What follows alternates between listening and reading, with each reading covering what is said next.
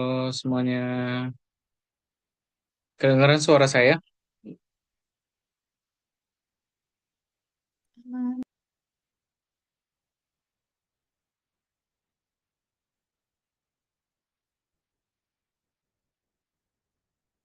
Oke. Bismillahirrahmanirrahim. Assalamualaikum warahmatullahi wabarakatuh. Selamat datang untuk Sobat Generasi Peneliti di Researcher Virtual Bootcamp pada kesempatan kali ini di minggu terakhir ya, menjelang puasa ya. Minggu terakhir di menjelang puasa.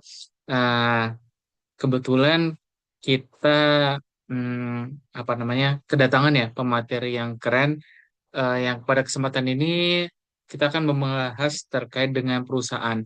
Nah, di perusahaan sendiri itu kan kompleks ya. Nah, ternyata di perusahaan atau industrial itu ada peranannya bioteknologi. Nah, untuk kesempatan kali ini itu terkait dengan industrial bioteknologi. Izin untuk menampilkan ya CV dari pemateri kita kali ini. Oke. Udah nampak ya?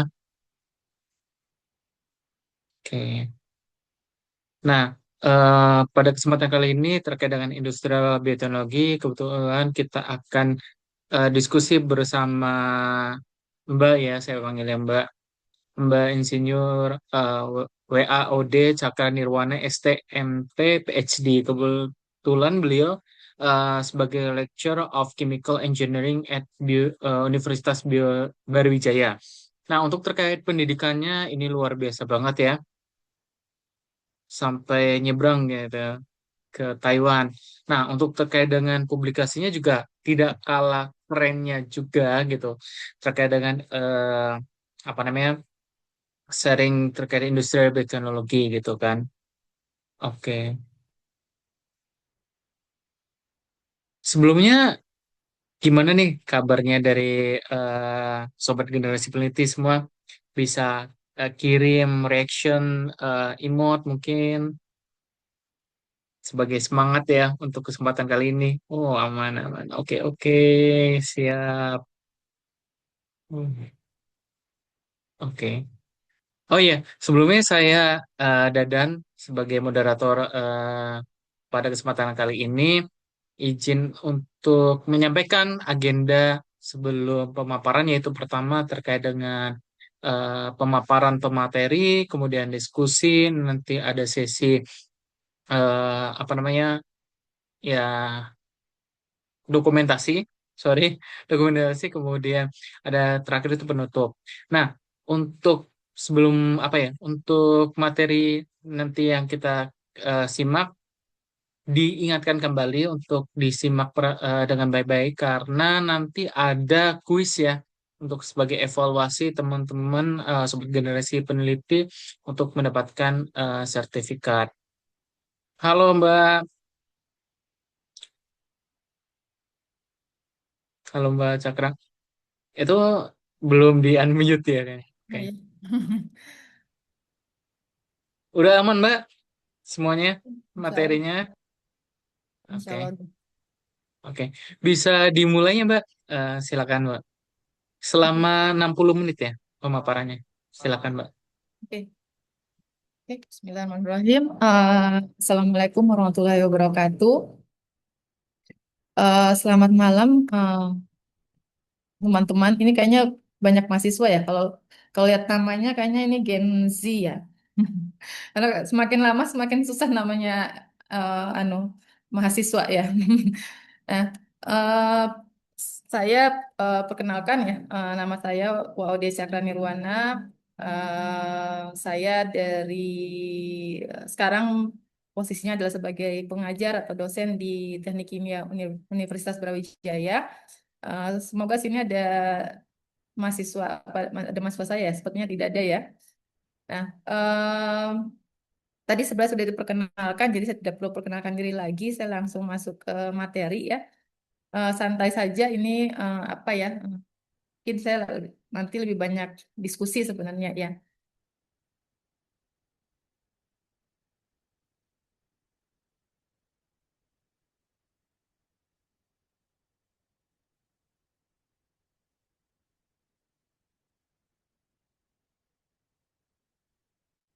Oke.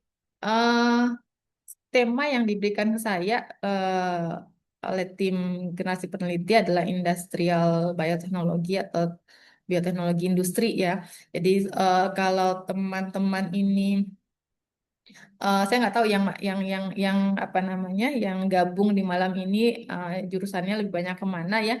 Kalau kalau kami sebagai chemical engineers atau insinyur teknik kimia gitu ya, kami memang ruang lingkupnya lebih banyak di industri gitu ya.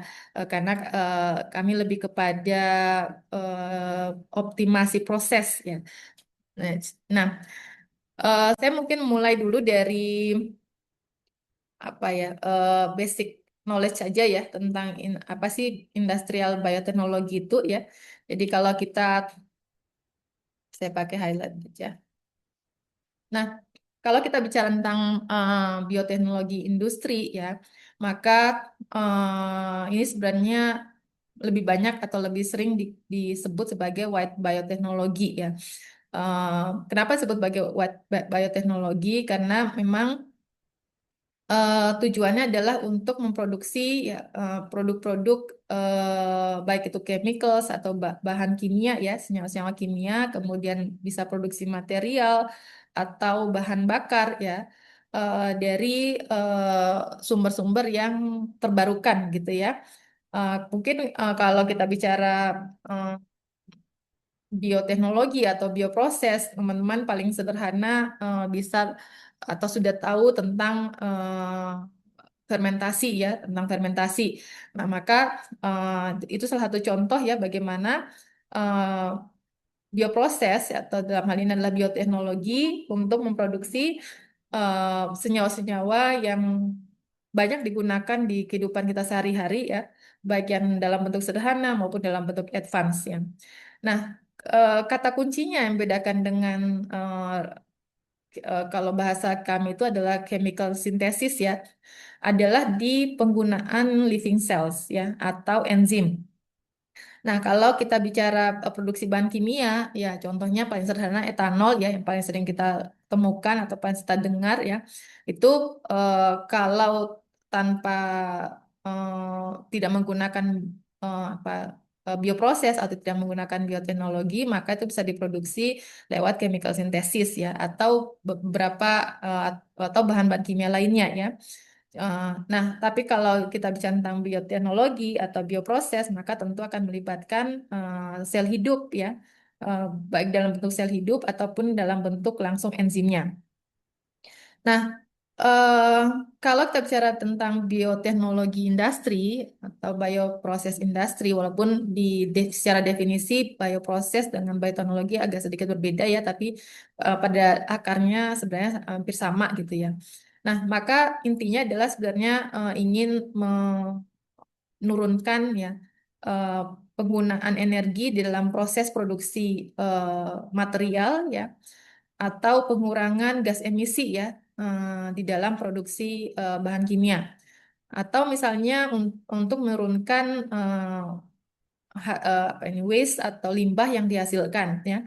Eh, Kemudian juga bagaimana penggunaan bahan baku yang berbasis fosil ya, kemudian bisa di-switch dengan menggunakan bahan-bahan berbasis bio yang mungkin teman-teman kenalnya sebagai biomasa ya. Cuman kata-kata biomasa ini perlu hati-hati di dalam kalau teman-teman baca di paper ya, karena kata biomasa itu bisa bermakna eh, bisa bermakna lebih dari satu tergantung dari konteks kalimatnya ya atau tergantung dari konteks field paper yang ditulis gitu ya.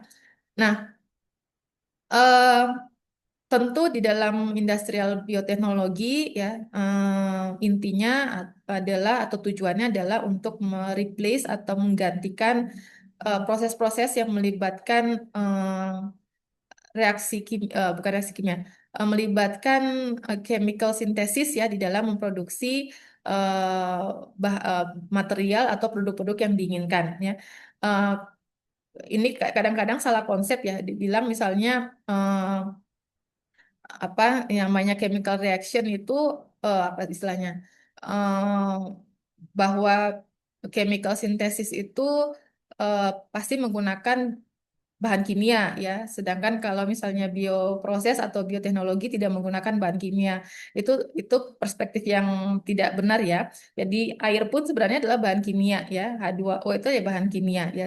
Eh, apa Misalnya kulit kita gitu ya, lemak itu juga punya struktur kimia ya. Jadi itu juga bahan kimia. Jadi semuanya sebenarnya adalah bahan kimia. Tetapi yang membedakan adalah dia di prosesnya ya. Bagaimana memproduksi sebuah produk itu, jalur atau metode yang digunakan untuk memproduksi. Ya itu yang membedakan antara chemical synthesis dengan bioproses ataupun bioteknologi. Nah, em, aplikasinya di mana ya? Em, Kalau kita bicara tentang industrial bioteknologi ya, hmm, atau industrial bioprocess, maka banyak sekali produk-produk yang sebenarnya sudah banyak diproduksi dan teman-teman saya rasa sudah sangat familiar ya. Misalnya bahan kimia ya, bahan kimia yang diproduksi pakai metode bio atau menggunakan proses biologi ya. Contohnya misalnya yang pernah saya kerjakan ini misalnya vanilin ya atau biohidrogen, atau yang kalau di praktikum di kami itu biasanya adalah bioetanol gitu ya. Nah itu, atau sekarang sedang gencar-gencarnya ya, para peneliti yang meneliti tentang plastik yang biodegradable, karena memang ini adalah PR besar bagi dunia ya, bagaimana untuk menurunkan konsumsi plastik ya di kehidupan sehari-hari ya. Atau misalnya solvent ya, produksi solvent yang selama ini pakai apa petrochemical based ya, dari fosil. Nah, ini bagaimana bisa menggunakan teknologi bio untuk memproduksi produk-produk seperti ini. Kemudian bioenergi ya, ini tuh juga memproduksi energi. Contoh tadi etanol di Indonesia banyak ada atau beberapa perusahaan ya terkenal yang yang memproduksi apa namanya etanol ya. Ada yang dia grade-nya memang untuk kendaraan ya, bahkan sekarang ada yang sampai di tahap itu ya. Kemudian untuk farmasi ya, ini sebenarnya bukan teknologi baru, ini sudah lama ya. Bagaimana antibiotik bisa diproduksi lewat pendekatan biologi, kemudian vaksin ya, kemudian hormon ya karena vitamin dan seterusnya. Nah, di industrial processing pun digunakan ya untuk bioteknologi ini.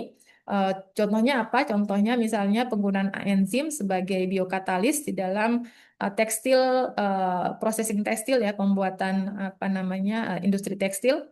Kemudian deterjen formulasi ya, saya suka iseng tanya mahasiswa, kalau beli deterjen di mana di supermarket gitu ya, eh, pernah ngecek nggak bahan atau ingredientsnya? Pernah lihat nggak bahwa ada deterjen yang kemudian enzyme based gitu ya, yang kemudian mereka klaim bahwa produk mereka lebih baik dalam membersihkan noda-noda dalam bentuk lemak, protein dan seterusnya ya.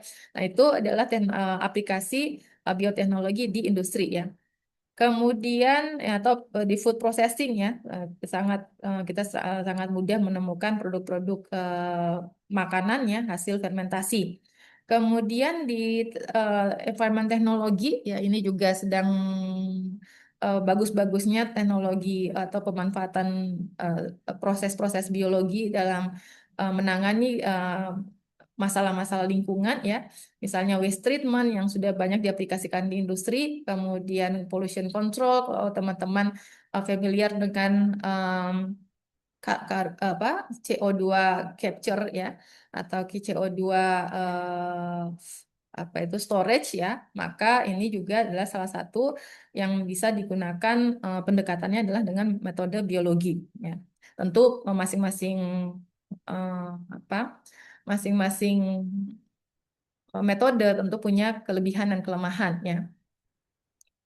Nah, eh, kalau kita bicara tentang bioteknologi atau bioproses, maka intinya adalah bagaimana teknologi ini ya eh, bisa mendukung yang disebut sebagai circular ekonomi ya. Jadi ada istilahnya linear ekonomi dan ada istilahnya circular ekonomi ya. Kalau di traditional linear ekonomi ya, maka bahan baku ya, bahan baku itu diproses menjadi produk, lalu produknya dipakai, setelah itu dibuang gitu ya. Nah, tapi dalam konsep circular ekonomi, maka bahan baku itu diproses jadi produk, nanti produknya dipakai, nah, nanti setelah kalau tidak dipakai lagi di recycling ya atau diregenerasi dibuat lagi dalam produk yang baru ya. Nah, sehingga prosesnya itu bisa minimalisir daripada limbah ya.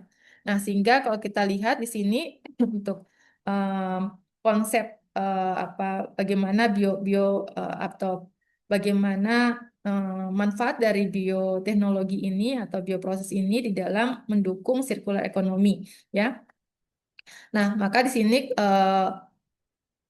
bisa digunakan ya. Jadi dengan adanya konsep bioteknologi atau bioproses itu sangat memungkinkan. Yang pertama kalau di sini adalah peningkatan nilai nilai dari waste ya.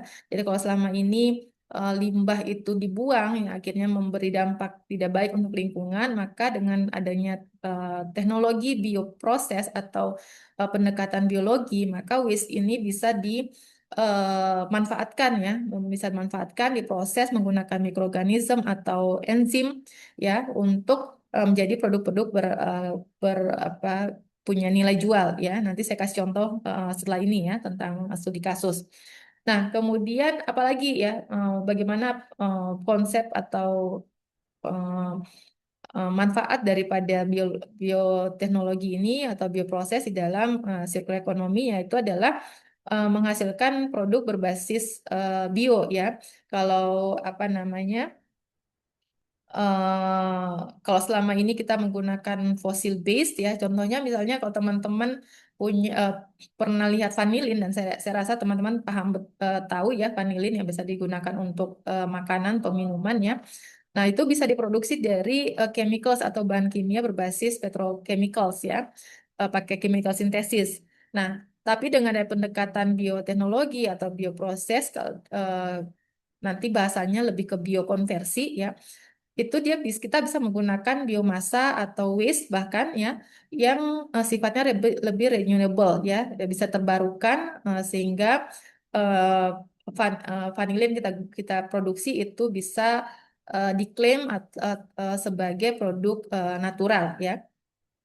Kemudian memungkinkan dengan adanya bioteknologi atau bioproses memungkinkan adanya recycling ya tadi seperti tadi karena konsepnya adalah produk-produk yang kita pakai itu harus bisa di-recycle atau dibuat lagi diproses lebih lanjut ya istilahnya diregenerasi ya untuk bisa menghasilkan produk yang baru ya sehingga tidak ada waste di situ ya zero waste. Nah, di sini juga masih bisa menggunakan mikrobial ataupun enzim. Nah, dan tentu adalah diharapkan bahwa karena adanya recycling, ya proses recycling, sehingga tentu diharapkan bahwa prosesnya jauh lebih efisien, ya termasuk eh, apa? Termasuk menghasilkan emisi yang jauh lebih rendah, ya bahkan tanpa emisi gitu ya. Nah, ini saya kasih, ini adalah contoh ya bagaimana proses bioproses di industri ya. Jadi ada yang istilahnya upstream processing, ada yang istilahnya adalah downstream processing ya. Upstream processing ini ya ini adalah bagian proses sampai menghasilkan produk ya.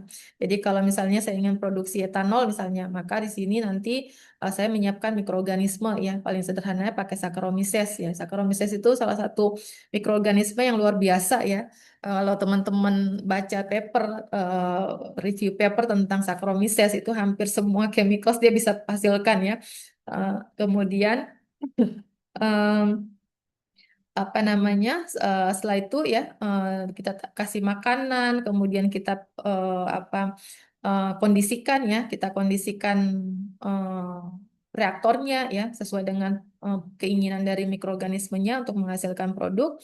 Nah, maka setelah itu dia akan menghasilkan produk. Nah, jadi ini yang disebut sebagai upstream. Ya, jadi hanya bagian preparasi sampai menghasilkan produk. Nah, kalau sudah menghasilkan produk ya, ini di sini boleh pakai mikroorganisme sel maksud saya atau bisa menggunakan enzim ya. Prosesnya mungkin teman-teman kalau bilang fermentasi selalu yang terbayangkan adalah dia harus kondisi steril ya, tapi di next slide itu kan saya eh, apa kasih contoh ya bagaimana aplikasi eh, atau proses fermentasi yang kondisinya tidak steril ya. Itu disertasi saya ya yang apa namanya ternyata dia sedikit berbeda karakteristiknya sehingga harus dipasteurisasi sehingga kondisinya tidak steril 100% begitu ya. Nah, kalau sudah apa namanya sudah prosesnya sudah selesai ya atau sudah menghasilkan sudah menghasilkan produk ya, maka selanjutnya disebut sebagai downstream ya. Downstream ini berarti kita sudah panen ya. Produknya kan di sini ya. Produknya bisa intraseluler sel atau ekstraseluler ya. Apa bedanya? Kalau ekstraseluler mikroorganisme ya, mikroorganisme yang ada di sini ya sebagai suspensi itu mengeluarkan enzim ya, mengeluarkan enzim keluar tubuhnya sehingga enzimnya itu keluar dari dalam tubuhnya apa mikroorganisme kemudian dikeluarkan ke bulk ya kalau bahasa kami itu bulk atau kalau sini adalah media fermentasinya.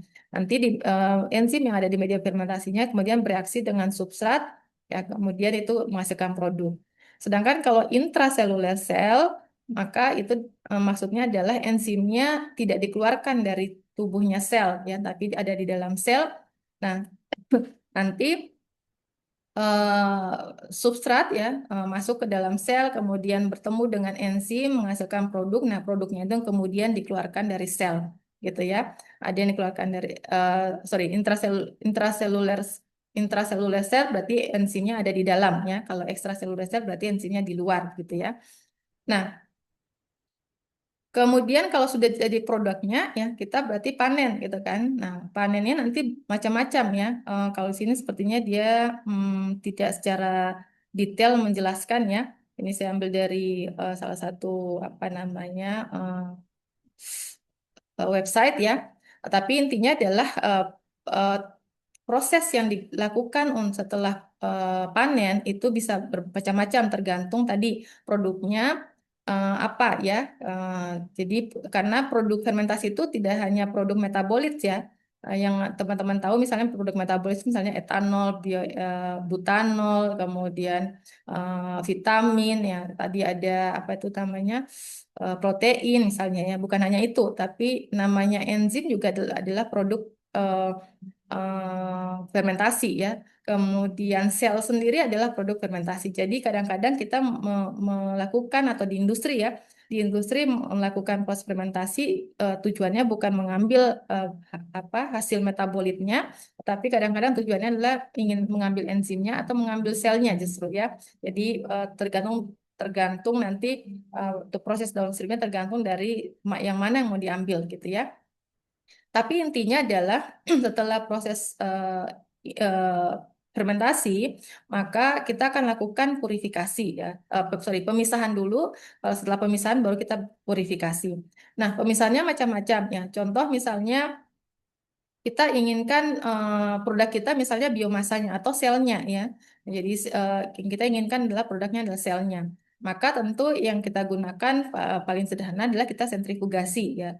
Sentrifugasi karena biomasa itu padatan ya sehingga kalau disentrifugasi cairan dengan padatan dan sangat mudah untuk dilakukan apa namanya pemisahan gitu ya. Nah, kalau misalnya oh saya ingin produk saya bukan sel tapi enzimnya. Ya, jadi misalnya enzimnya ada di dalam sel ya, maka tentu yang pertama kita lakukan karena produknya itu di dalam sel, maka pertama tentu kita akan mengambil selnya dulu dengan sentrifugasi tadi misalnya. Nah, nanti setelah itu kita pecahkan selnya, ya, kita pecahkan selnya, kemudian kita dapatkan enzimnya. Nah, tentu yang kita dapatkan masih eh, apa crude ya crude enzyme yang tentu yang kita inginkan adalah yang pure enzyme. Nanti ada proses selanjutnya untuk purifikasi enzimnya ya. Nah, eh, dan beberapa proses lainnya ya tergantung dari tujuan yang kita inginkan ya. Kalau misalnya oh saya produknya adalah hasil metabolit ya, contohnya misalnya pada sederhana bioetanol. Nah, maka etanolnya tadi prosesnya sama ya. Kita pisahkan dulu selnya dengan supernatan atau cairannya. Jadi kalau yang ini cairannya, ini biomasanya ya atau selnya. Nah, maka misalnya produk kita ada di sini, misalnya etanol di sini. Nah, maka tentu ada proses selanjutnya ya. Nah, proses selanjutnya ini bisa macam-macam. Kalau etanol misalnya itu langsung di atau bisa dilakukan proses distilasi ya.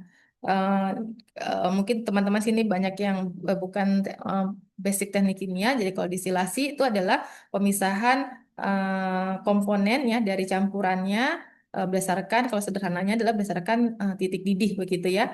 Jadi kalau yang titik didihnya rendah dia akan menguap duluan. Kalau dia tinggi maka dia tidak mudah untuk menguap. Ya, sehingga air dan etanol tuh mudah sekali dipisahkan dari menggunakan konsep distilasi ya.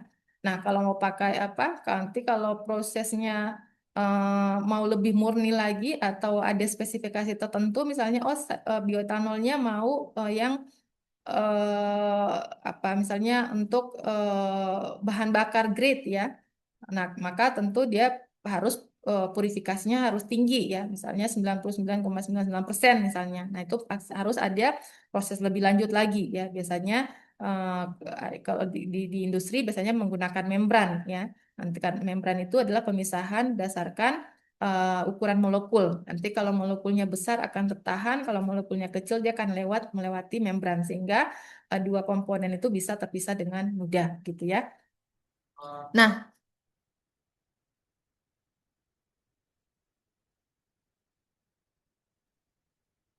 Nah, kalau kita cara microbial metabolism ya, eh, saya rasa mungkin teman-teman cukup familiar dengan katabolisme dan anabolisme ya. Jadi secara sederhana saja saya jelaskan bahwa kalau katabolisme itu berarti membreakdown ya, jadi membreakdown molekul apa molekul besar gitu ya, molekul besar menjadi molekul kecil ya. Contohnya misalnya dari protein jadi misalnya karbohidrat ya, jadi glukos ya, jadi gula sederhana misalnya. Nah, itu disebut sebagai katabolisme di mana prosesnya nanti akan menghasilkan energi atau melepaskan energi ya dalam bentuk ATP. Nah, kalau anabolisme itu sebaliknya ya, dia eh, pembentukan makromolekul gitu ya, pembentukan makromolekul. Jadi kalau tadi dia membreakdown, dia kali ini pembentukan seperti itu. Makanya sini biosintesis ya, biosintesis. Dan fungsinya apa untuk anabolisme ya? Untuk kalau dalam tubuh kita misalnya untuk apa? Untuk perbaikan sel ya dan produksi beberapa komponen yang dibutuhkan untuk kelangsungan hidup gitu ya. Termasuk di dalam sel mikroorganisme pun sama ya.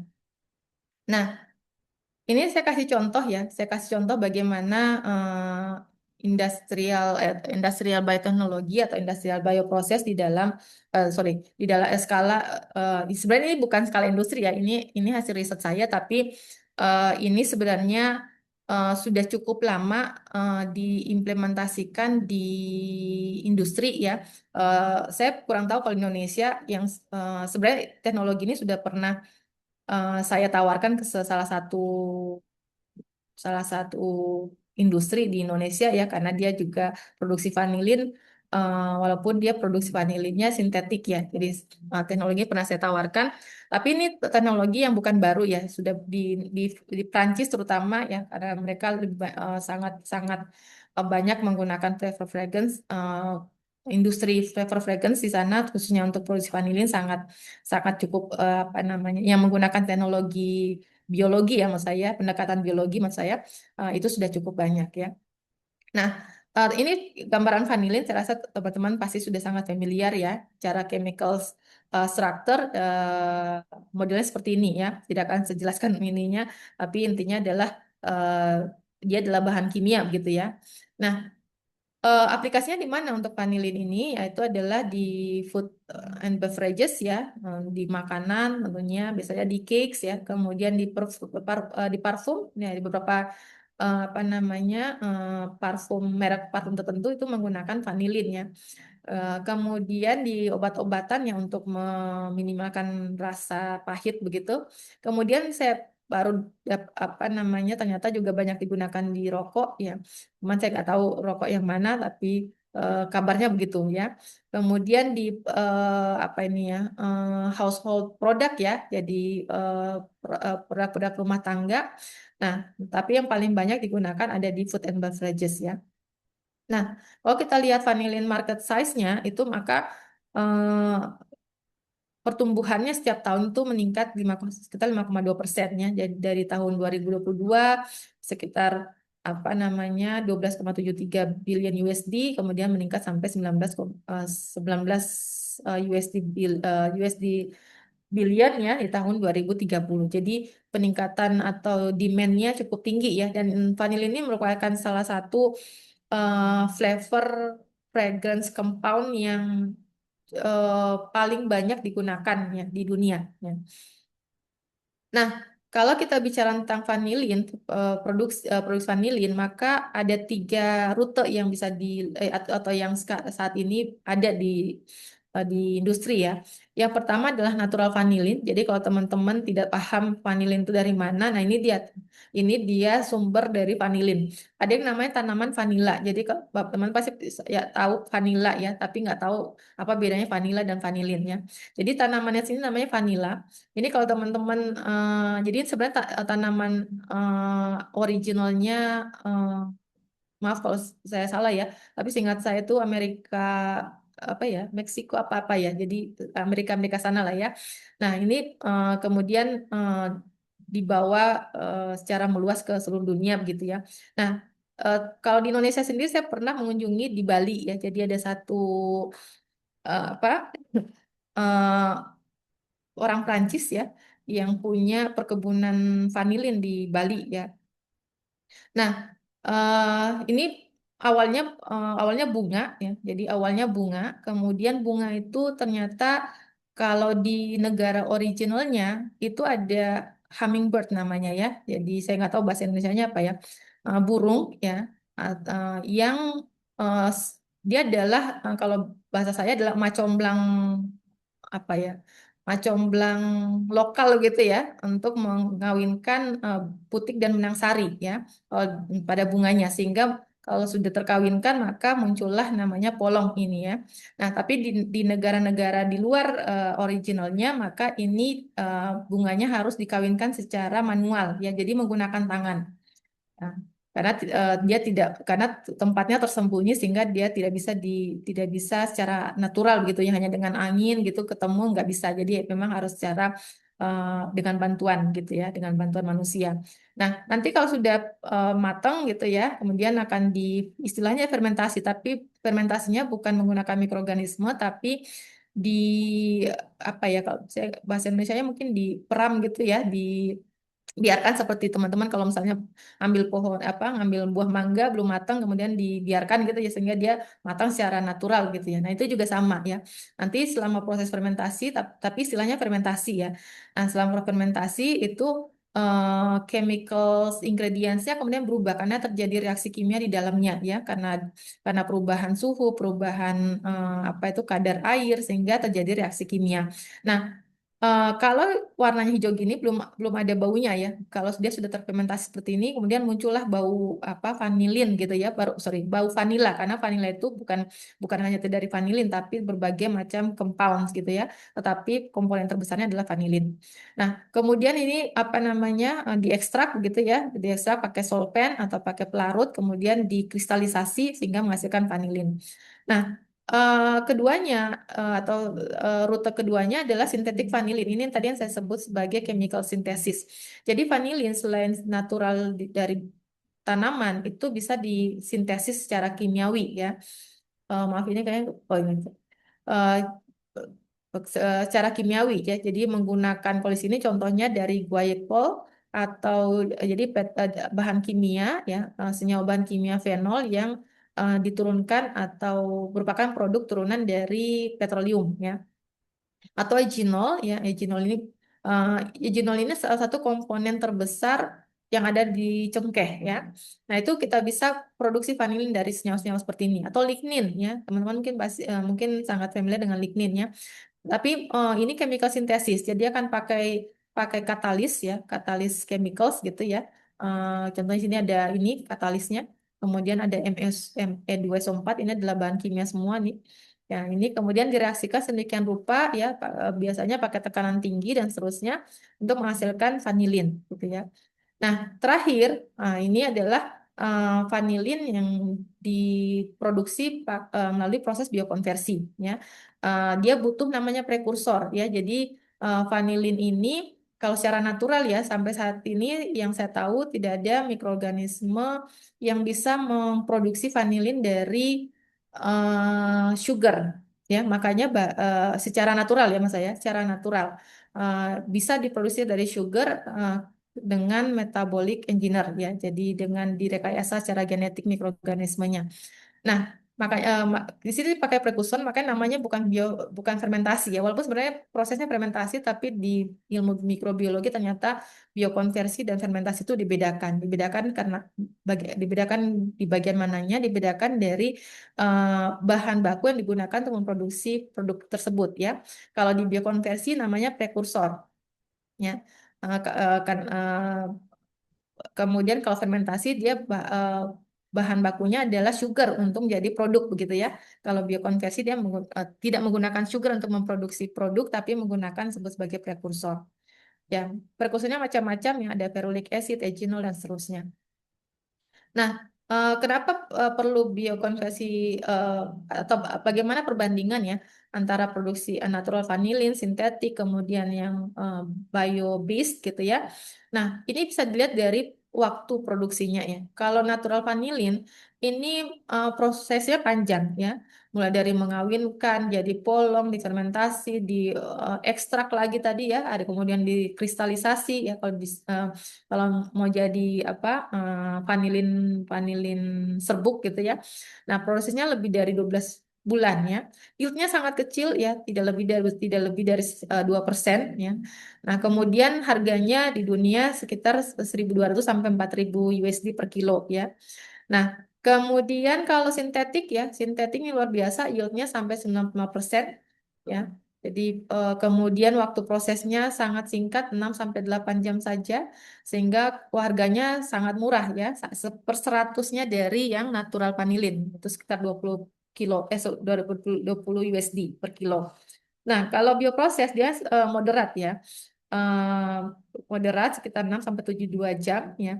Kemudian yieldnya cukup rendah. Nanti saya kasih tahu kenapa cukup rendah.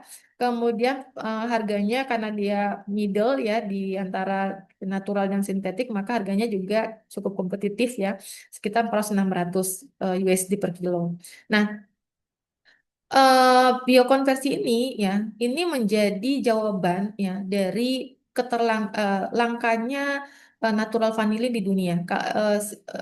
Berita yang saya baca terakhir itu bahwa di dunia ini ternyata itu uh, vanillin yang beredar di pasaran ya, ternyata 95% adalah sintetik ya. Uh, 95% sintetik. Jadi mungkin kalau kita makan es krim atau makan makanan yang istilahnya ada vanilinnya, mungkin yang kita makan adalah sintetik ya. Nah, dan sekarang apa konsumen mulai concern gitu ya terhadap banyaknya penyakit yang muncul karena makanan seterusnya, sehingga mereka lebih memilih yang natural. Tapi natural ini cukup mahal ya. Nah, kabar baiknya adalah untuk proses-proses fermentasi ya oleh FDA ya, eh, itu diklaim produknya adalah natural ya.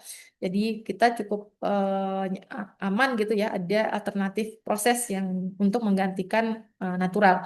Walaupun kalau apa namanya secara bedanya apa keduanya tidak ada bedanya sebenarnya ya, secara struktur kimiawi sama ya. Secara struktur kimiawinya sama.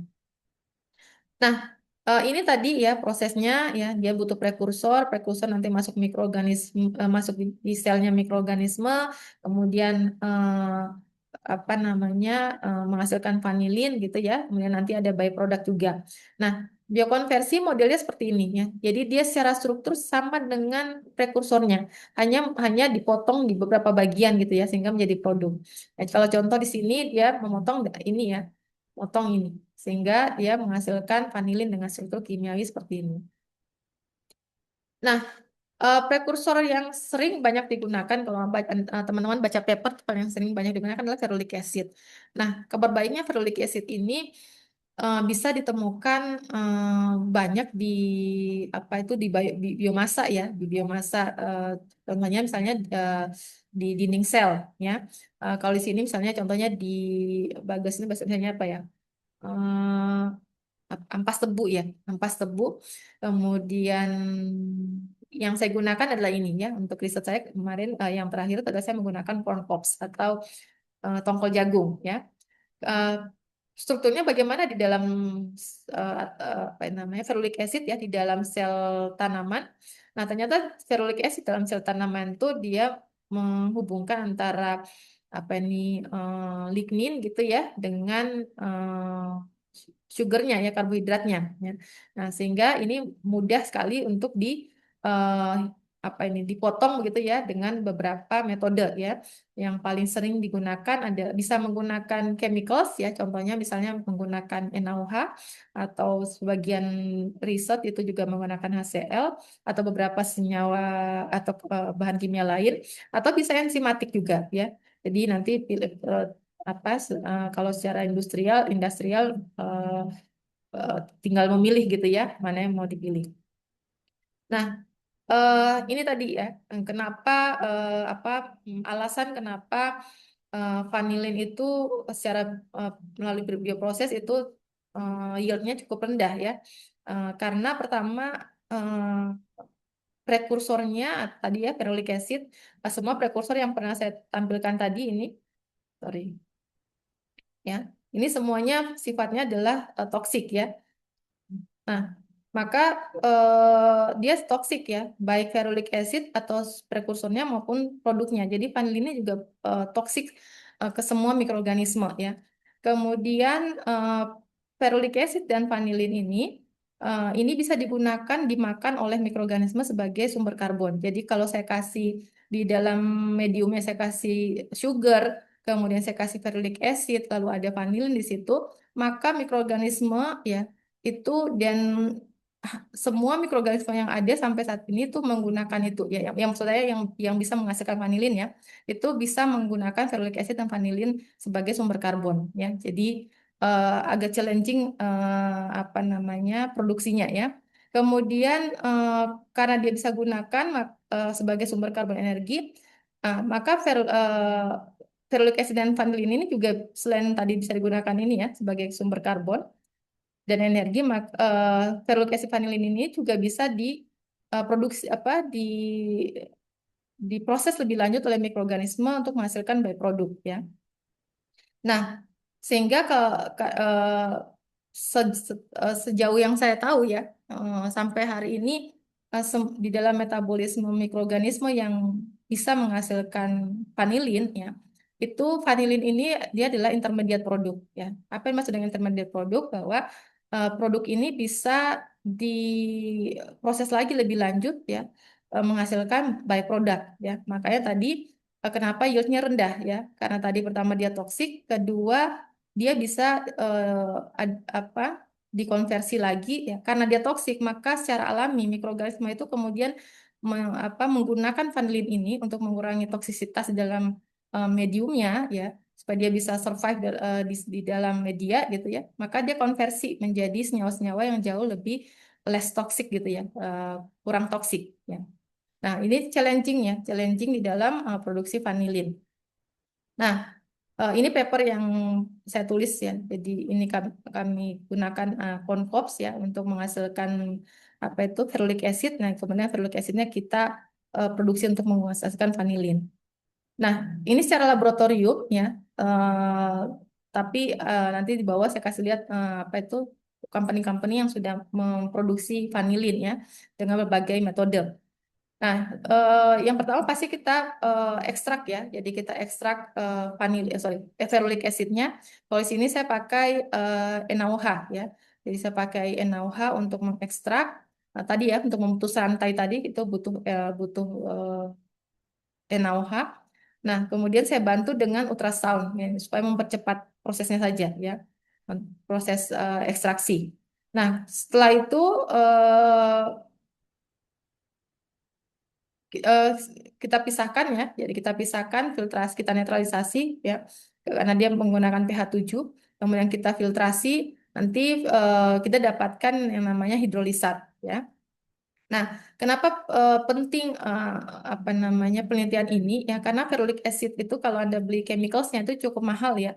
Nah, sehingga dengan pemanfaatan limbah itu sangat membantu ya. Tapi memang pemanfaatan limbah sebagai bahan baku di industri itu juga challenging. Kenapa? Karena pretreatmentnya juga uh, cost-nya cukup tinggi ya. Nah, sehingga memang perlu optimasi proses ya untuk bisa dapatkan proses yang apa ya ekonomi gitu ya. Secara ekonomi menjanjikan gitu ya. Nah, ini hanya analisanya saya pakai HPLC gitu ya. Nah, saya tidak akan ceritakan banyak proses ya, tapi intinya kita coba beberapa trial error ya. Yang pertama kita apa namanya pakai sterilisasi pakai apa itu? Pakai autoclave ya, tapi ternyata tidak berhasil. Nanti saya akan kasih lihat kenapa tidak berhasil. Eh, Akhirnya kita menggunakan hidrolisat yang hanya dipasterisasi dan teman-teman pasti sudah tahu kalau pasteurisasi itu tidak bisa membunuh sampai ke sporanya. Artinya bahwa mediumnya itu masih mengandung banyak mikroorganisme atau kontaminan gitu ya, yang punya potensi untuk menurunkan yield vanilin yang dihasilkan. Ya. Oke, by the way, saya pakai mikroorganisme pakai Amiclotopsis thermoflava ya. Ini sejauh yang saya tahu termasuk mikroorganisme Mycolothopsis sp itu termasuk mikroorganisme yang cukup apa ya tahan terhadap vanilin dan juga ferulic acid ya. Eh, Walaupun dalam bentuk wild type. Jadi wild type itu yang tanpa rekayasa genetik ya. Nah, Nah, ini sih kami coba untuk kita sterilisasi pakai autoclave ya. Tapi kalau teman-teman lihat sini vanilinnya tidak diproduksi ya. Ini nol dari awal sampai akhir nol. Padahal dan kalau teman-teman lihat ferulic acidnya yang ini kalau bisa bilang tidak dimakan sama mikroorganismenya ya. Ini tidak dimakan. Nah, kemudian kita coba yang pasteurisasi. Nah, pas pasteurisasi, ferulic acidnya langsung dalam 8 jam langsung hampir zero ya. Nah, kita lihat vanilinnya eh, diproduksi tapi sangat sedikit begitu ya. Nah, maka kita curiga waktu itu bahwa ini ada kehadiran kontaminan gitu ya. Nah, maka kita tes gitu, benar nggak ada kontaminan di sini ya. Maka kita mencoba pertama kita pakai yang A ini, kita gunakan hidrolisat yang tadi ya, yang warna coklat tadi. Kemudian kita tambahkan nutrien, kita tambahkan glukos, yeast extract ya, kemudian beberapa compounds ya. Kemudian tanpa kita kasih sel, ya, tanpa ada sel, jadi hanya hidrolisat saja ya sama nutrien. Nah, maka teman-teman lihat ini ferulic acidnya nanti tiba-tiba zero gitu ya. Artinya dimakan ya. Nah, kalau dimakan kan berarti ada sesuatu ya, ada sesuatu di situ, ada kontaminan. Nah, kemudian kita cek lagi ya untuk memperkuat hipotesa kita ya. Maka kita menggunakan hidrolisat apa ini sintetik gitu ya. Hidrolisat sintetik ini isinya apa? Isinya adalah apa tadi eh, mikro apa sorry medium ya nutrien nutrien ada glukos ada ada yeast extract kemudian ada beberapa compound tadi yang anorganik ya senyawa anorganik kita autoclave ya otomatis harusnya ini adalah steril gitu ya kemudian kita tambahkan nutrisi kemudian kita kasih amikulotopsis kita kasih sel. Nah, maka kita lihat di sini bahwa ternyata mikroorganisme butuh sekitar 24, berapa ini ya? Mungkin 30-an atau 28 jam gitu ya, 28 jam untuk menghabiskan ini konsentrasinya sama dengan yang ada di hidrolisa tadi, makanya kita sebut sebagai model solution ya. Butuh 28 jam untuk bisa mengkonsumsi secara eh, komplit gitu ya. Nah, vanilinnya mana? Vanilinnya dia bisa memproduksi bentar, ini vanilinnya yang ini ya. yang ini, yang putus-putus. Ya, vanilinnya kalau di sini bisa produksi sekitar 40 miligram per liter gitu ya. 40 miligram per liter. Artinya bahwa dugaan kita benar bahwa ada kontaminan di situ ya. Nah, kalau ada kontaminan bukan berarti bahwa fermentasinya tidak bisa jalan, tapi yang kita lakukan adalah kita merekayasa proses ya. Makanya kalau di teknik kimia eh, tugas kita adalah merekayasa proses ya. Nah, maka yang kita lakukan adalah kita akan tetap menggunakan pasteurisasi ya. Tinggal kita bagaimana caranya merekayasa proses supaya yieldnya meningkat gitu ya. Nah, maka yang kita lakukan adalah eh,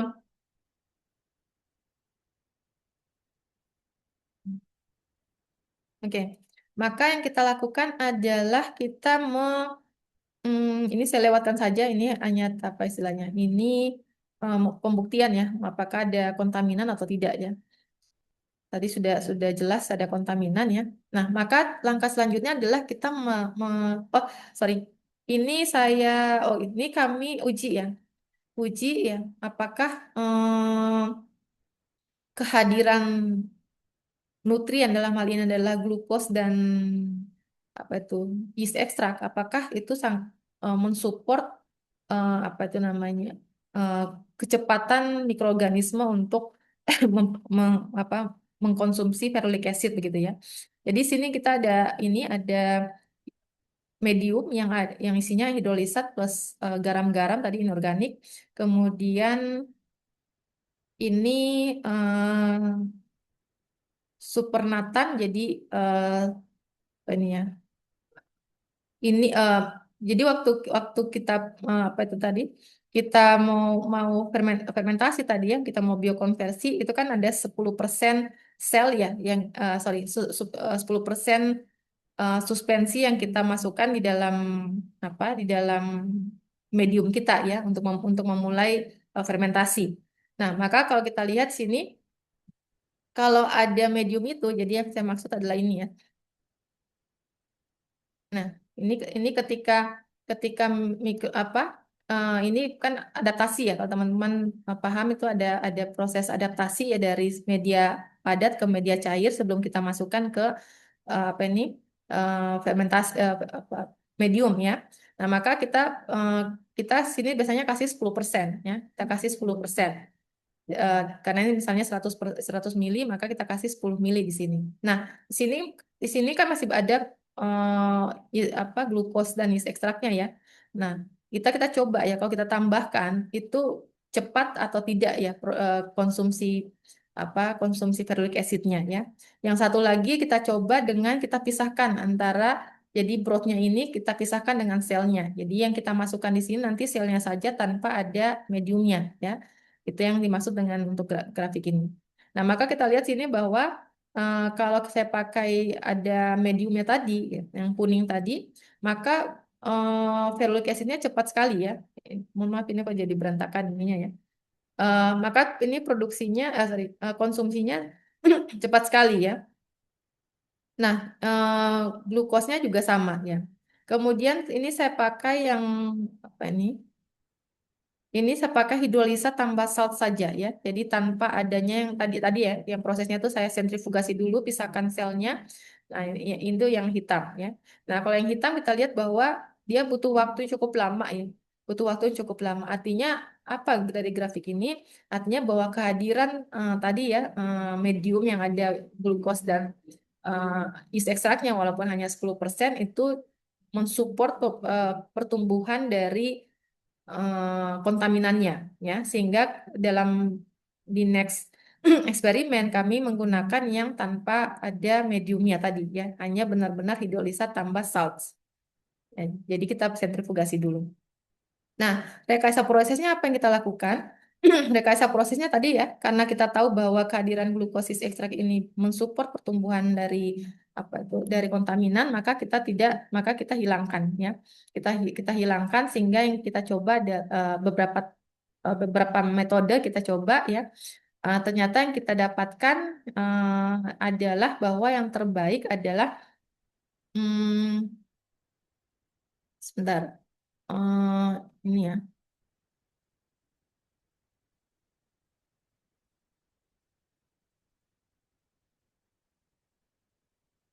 Nah, maka maka yang terbaik adalah yang apa tadi yang disentrifugasi tadi ya, yang disentrifugasi.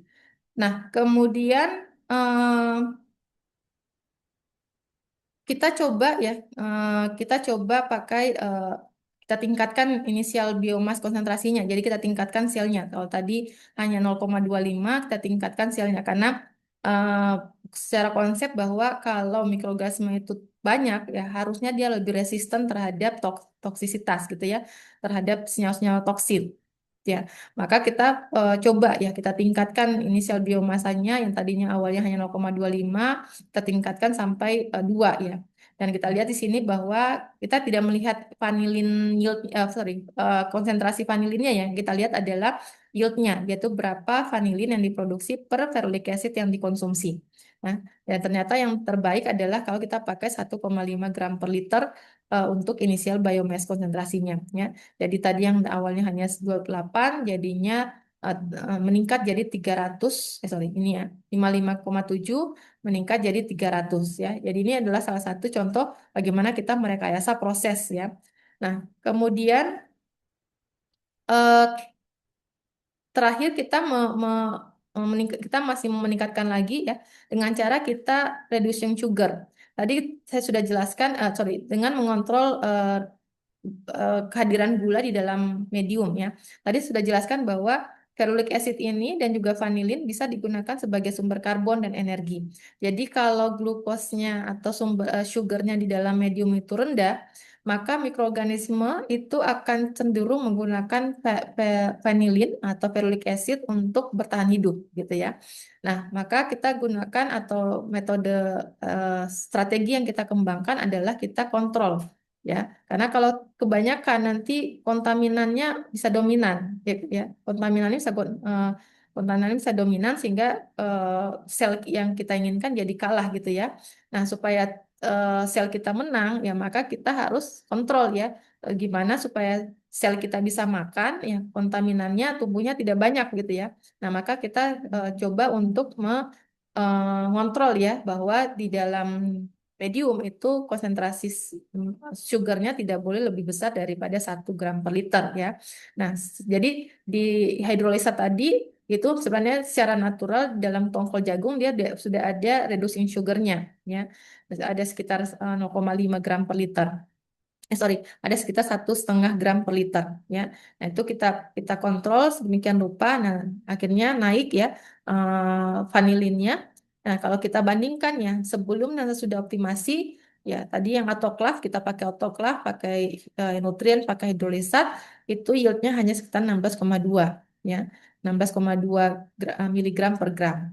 Tapi begitu kita optimasi, kita rekayasa prosesnya itu bisa meningkat sebanyak 29 kali lipat ya untuk yieldnya. Kemudian produktivitasnya meningkat sekitar 585 kali ya.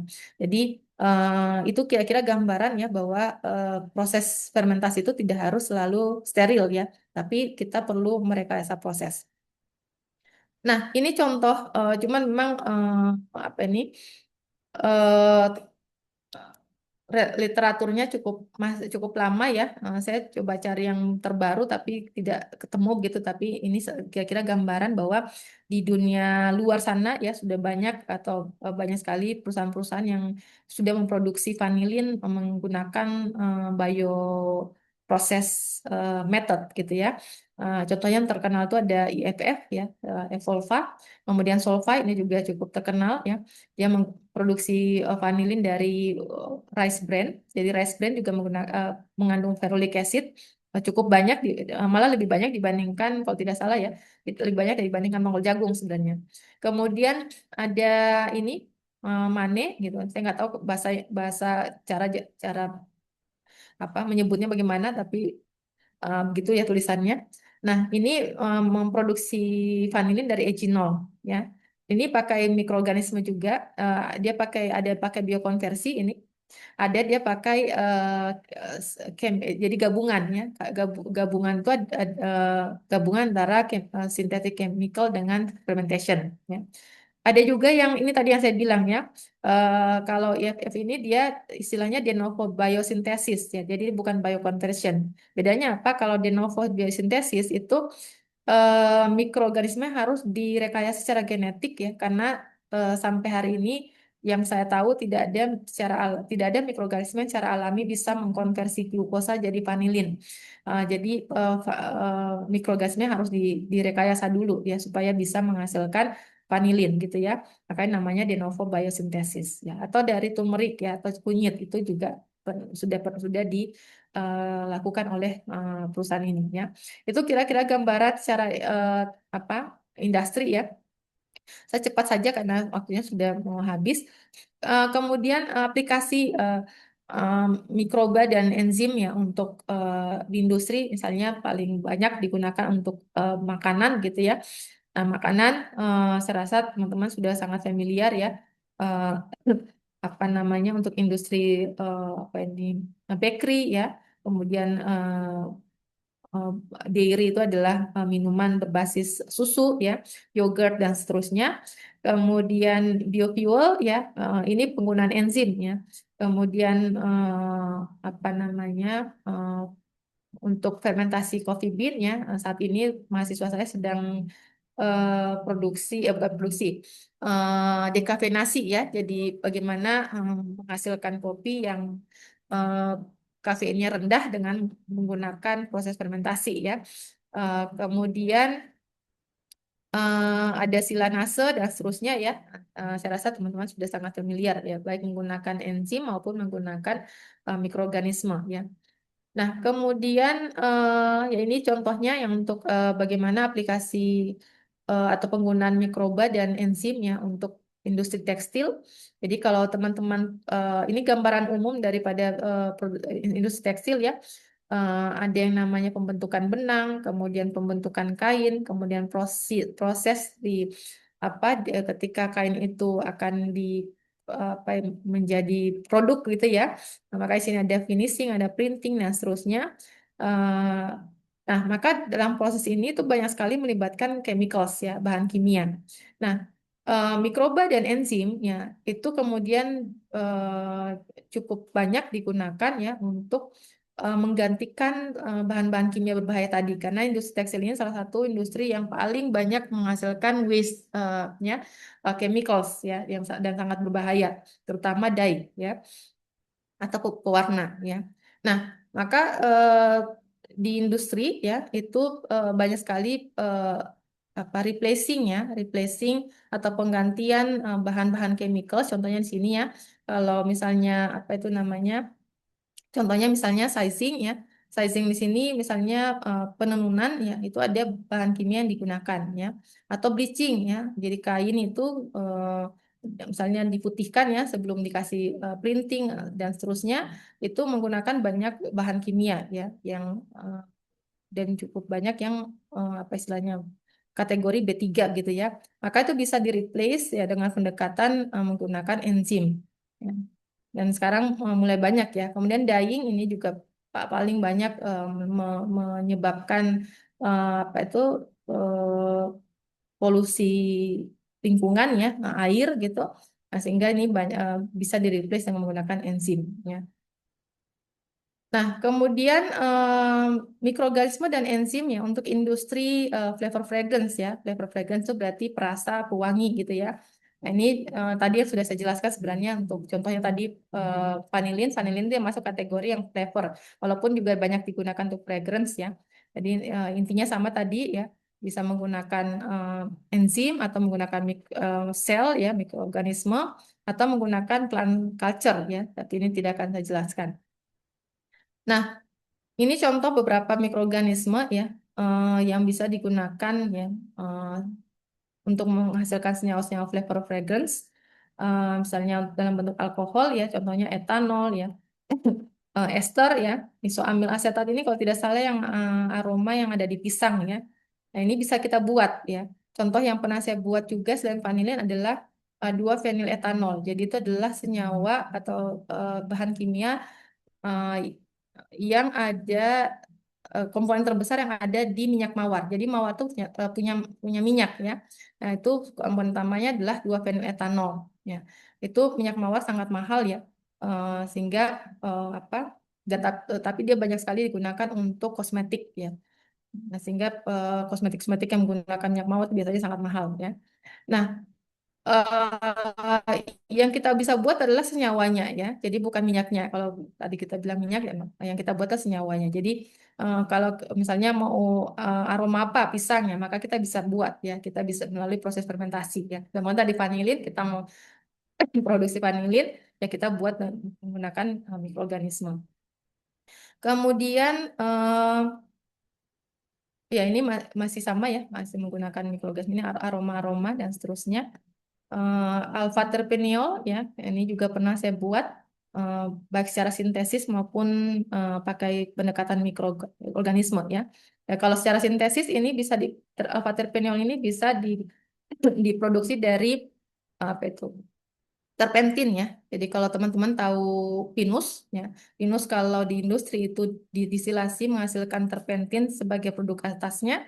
Nah, terpentinnya itu bisa digunakan sebagai substrat menghasilkan alfa terpeniol ya. Nah, aplikasi untuk apa namanya? Untuk sorry, bioproses atau bioteknologi juga bisa digunakan untuk carbon capture ya. Ini sekarang lagi booming sekali ya riset tentang ini terutama yang MOF itu ya. Nah, tapi kalau sini macam-macam ya untuk CO2. Kalau di industri CO2 capture-nya itu bisa macam-macam apa teknologi yang digunakan. Saya minum dulu.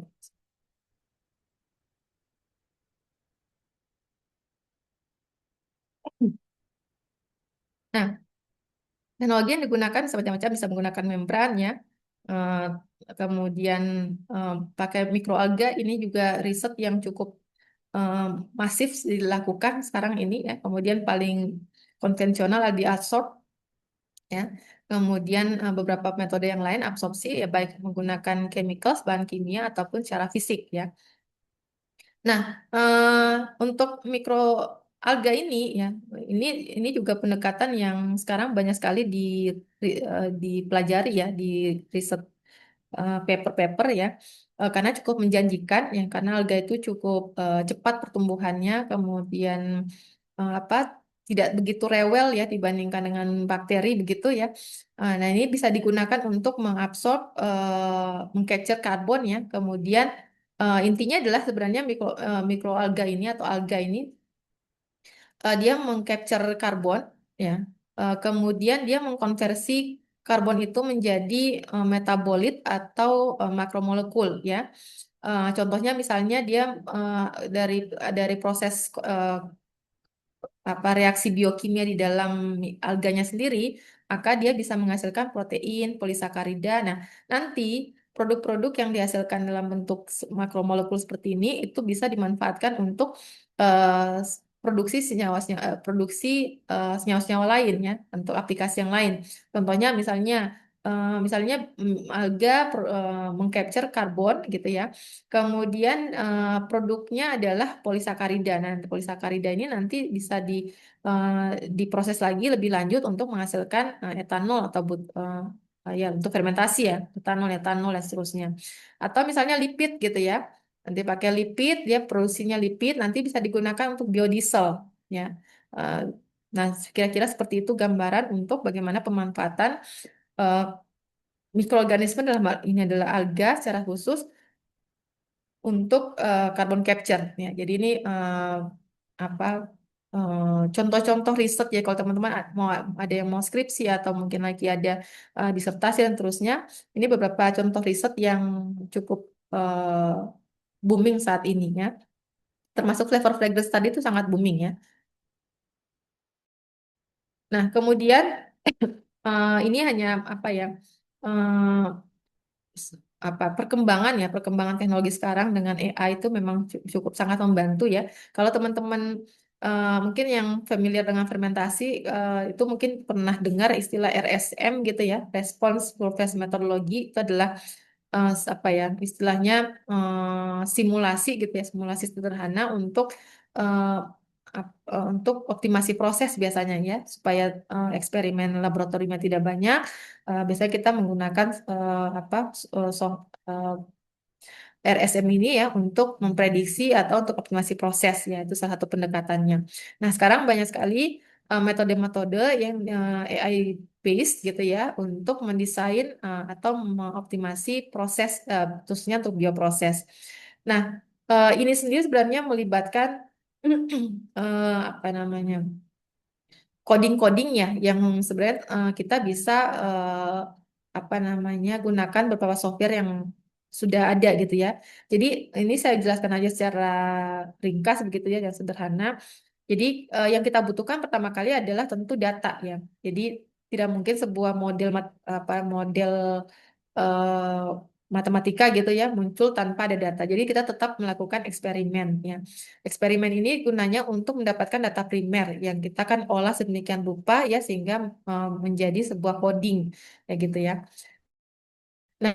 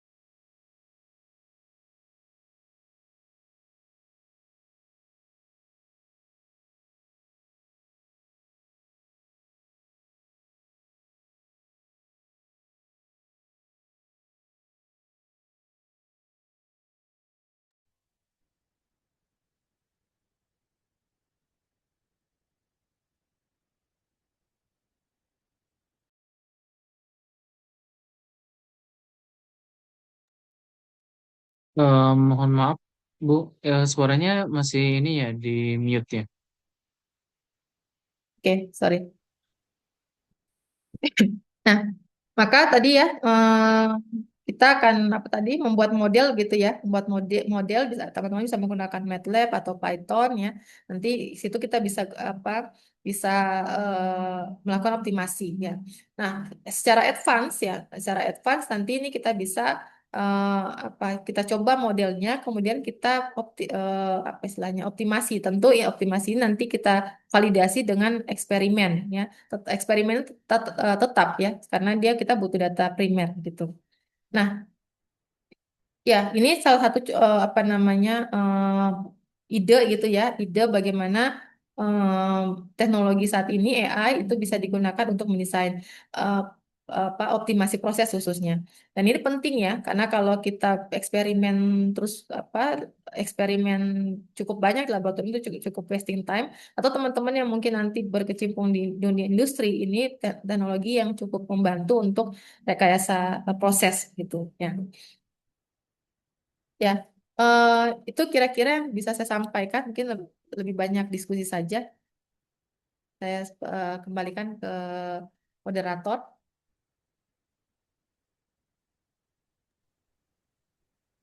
Oke, terima kasih Bu atas pemaparannya. Luar biasa banget ya ini pemaparannya. Beragam dari apa tadi? Dari makroalgae, kemudian fungi, mikrobiota itu ya. Sampai apa lagi tuh? Terkait dengan fragrance atau ini ya. Apa namanya? Parfum gitu ya. Berkaitan parfum gitu. Tumbuhan luar biasa banget. Nah, dari rekanan sendiri kan pasti bakal timbul pertanyaan nih. Bisa nih teman-teman sobat generasi peneliti tanyakan apa sih yang materi tadi atau misalnya case-case yang teman-teman sobat generasi peneliti yang alami gitu pengen ditanyakan kepada pemateri gitu pada kali ini gitu. Atau bisa juga ngasih sanggahan atau pendapat gitu. Silakan bisa raise hand atau di kolom chat ya untuk sobat generasi peneliti.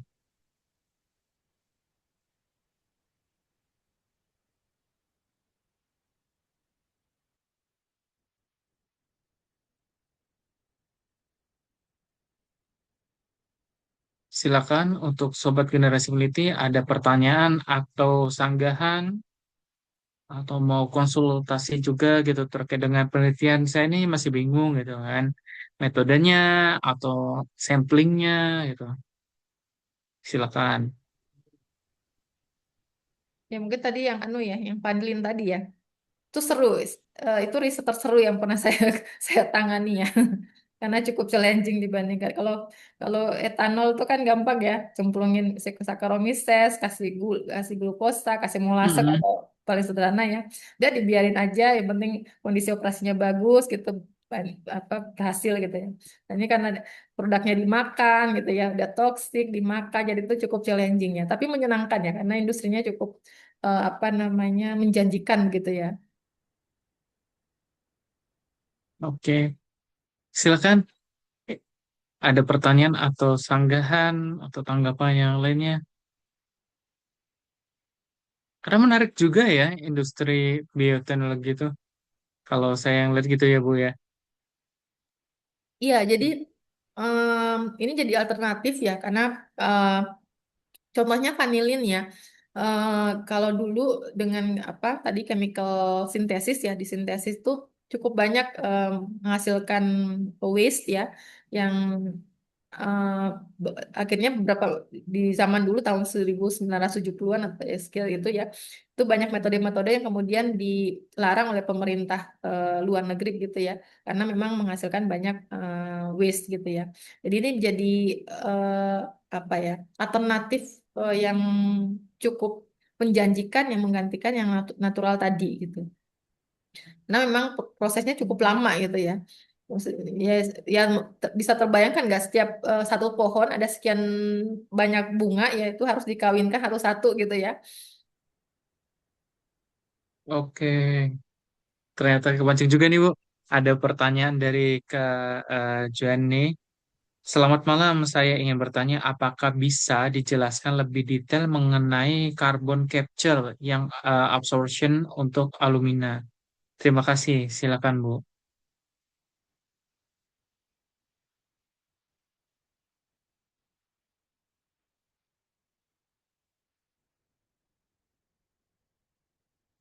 Oke, sambil Nah, eh, oke Bu, silakan Bu.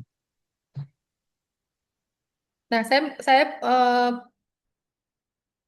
mungkin tidak bisa menjelaskan secara detail ya, karena bidang saya tidak di sorry tidak di apa namanya di bagian bentar ini anu ya, bentar,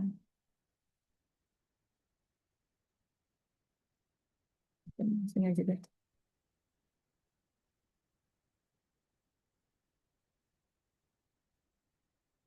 Ya, saya menjelaskannya secara ini aja umum ya, tentang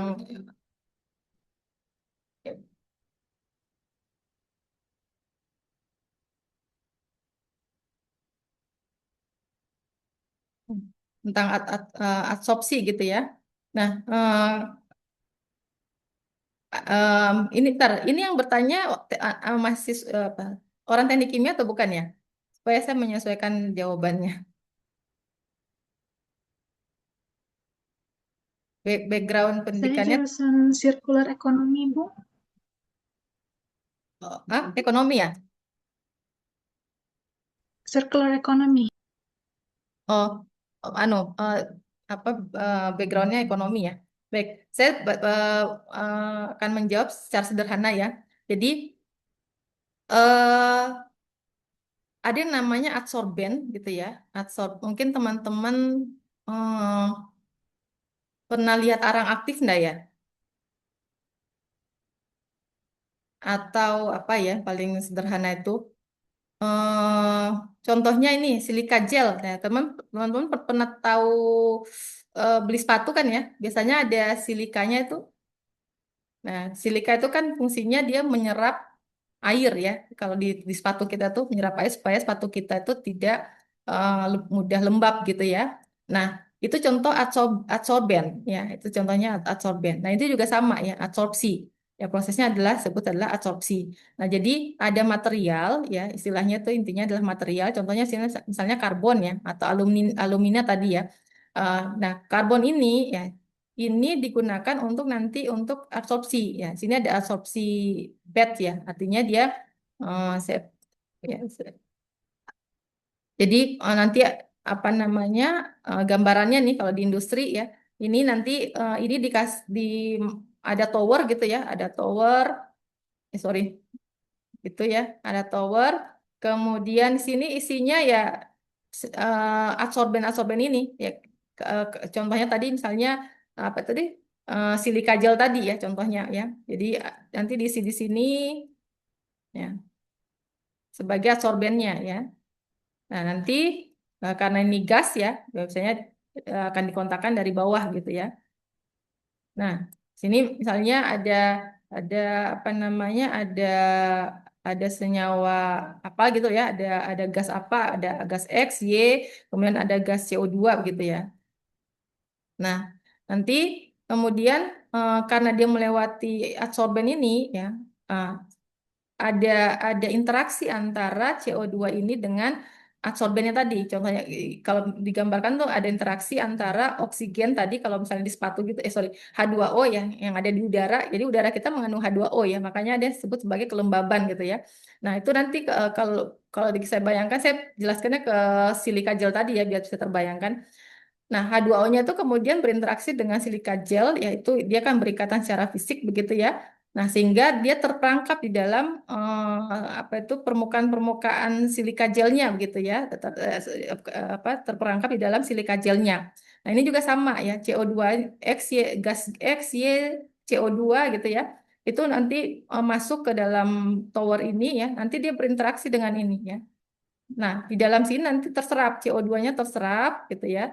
Terserap nanti ya apa tergantung nanti eh, apa istilahnya kemampuan dia menyerap ya. Nah, nanti keluarnya nanti misalnya sini misal saja ya, misalnya sini konsentrasinya 5 ppm misalnya. Sementara misalnya peraturan pemerintah mengatakan bahwa gas buang di industri itu tidak boleh, misal saja ya, CO2 tidak boleh lebih besar dari sorry, harus lebih kecil, misal saja harus lebih kecil sama dengan 2 ppm misal saja ya. Maka ini industri tersebut harus mengurangi ya dengan cara mengkontakkan dengan adsorben tadi. Nah, nanti sini keluarnya apa ya? Nanti keluar X ya. Nanti keluar gas Y. Nanti kan asumsi misalnya X Y ini tidak terikat pada adsorben ini ya. Nanti sini keluar CO2, sorry. Ya, nanti misalnya masih ada CO2-nya sini ya, tidak terperangkap semua misalnya. Nah, misalnya sini keluarnya nanti karena sudah terperangkap ya akan keluarnya lebih kecil ya. Misalnya sini jadi 0,5 ppm gitu ya. Seperti itu. Itu kira-kira nih. Nah, tadi misalnya contohnya sini jadi alumina itu contohnya yang dalam sini nah adsorben ya. Atau kalau sini bisa pakai silika atau zeolit atau karbon seperti itu. Itu kira-kira. Oke. Gimana Kak John? Ada tanggapan atau sudah cukup? Atau malah jadi ada pertanyaan lanjutan nih?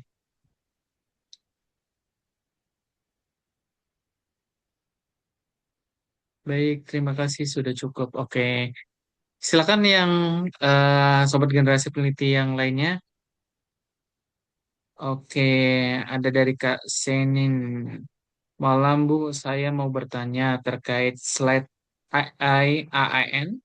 Sekarang banyak mode AI bisa bekerja dengan baik di skala lab, tapi saat dipindahin ke skala industri biasanya ada perbedaan suhu juga pH dan margin error.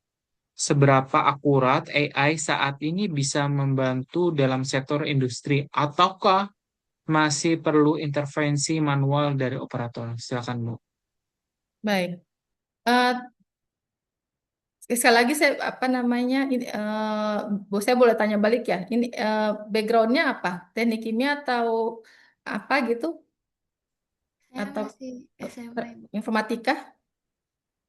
Saya masih SMA, Ibu. Oh, masih SMA. Oke. Ya, saya jelaskannya jauh lebih sederhana lagi. Gitu. Jadi saya menyesuaikan ini. Jadi gini, eh, teman-teman perlu paham bahwa eh, ketika kita eksperimen laboratorium tadi saya kasih contoh yang ada di gelas tadi itu ya, yang volumenya 100 mili gitu ya.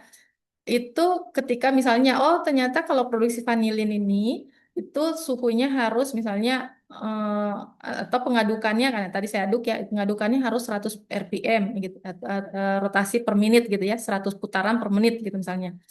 Oh kalau ini pH-nya harus dijaga konstan 5 di pH 5 misalnya. Nah, itu secara kita misalnya sudah dapat kondisi optimumnya di skala kecil.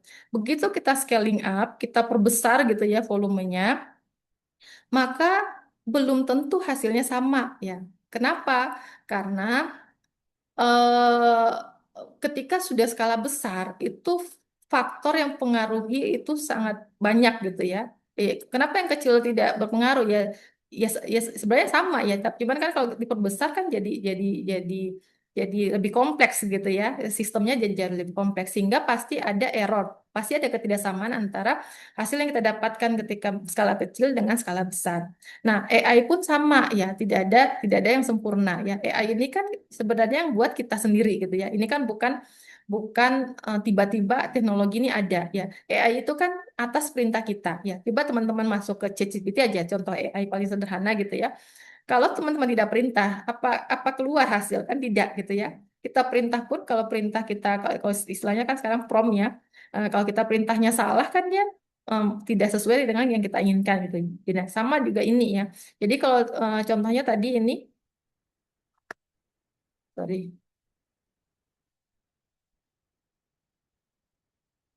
Nah, contohnya misalnya ini ya. eh, Nah, ini kalau data-data yang kita masukkan, ini kan kita mulai dari, jadi model itu tidak langsung ada gitu. Jadi prosesnya tidak langsung ada di sini, tapi harus ada dimulai dari data koleksi dulu gitu ya. Jadi teman-teman harus melakukan eksperimen seperti yang saya lakukan tadi ya, mengumpulkan data-data tadi, oh ternyata kalau suhunya sekian, dia yieldnya sekian misalnya. Atau ternyata kalau diputar kecepatan sekian itu selnya pecah sehingga yieldnya rendah ya itu data-data yang kita koleksi ya yang itu kemudian menjadi basis kita untuk membuat model gitulah kira-kira. Nah begitu kita otomatis yang ketika kita melakukan data koleksi biasanya kita kan menggunakan volume yang kecil ya. Nggak mungkin kita menggunakan volume besar ya berapa dana yang kita keluarkan gitu ya. Nah, sehingga kita kan menggunakan skala kecil ya. Biasanya sih ya paling paling besar mungkin kalau skala lab 1 liter atau 500 mili gitu ya. Tapi kalau kita begitu industri itu kan volumenya kan tidak 1 literan ya. Itu volumenya bisa ton ya. Eh, nah, atau ratusan liter gitu ya. Nah, maka pasti ada error ya, pasti ada berbeda ya karena walaupun rasio ininya sama ya, rasio dimensi reaktornya sama dan semuanya sama, pasti akan berbeda karena dia akan jauh lebih kompleks ya. Nah, sehingga di sini perlulah namanya walaupun misalnya oh di sini sudah oke ya, misalnya oh saya buat model, saya coba lagi pakai eksperimen ternyata cocok gitu ya. Saya prediksi misalnya oh kalau saya masukkan pH-nya sekian ternyata diprediksinya yieldnya sekian. Begitu saya coba lagi, ya, jadi saya coba lagi setelah membuat model, saya coba lagi pakai eksperimen real, ternyata cocok gitu ya. Begitu kita masuk di skala besar, ya itu perlu lagi yang namanya apa istilahnya pencocokan data gitu ya.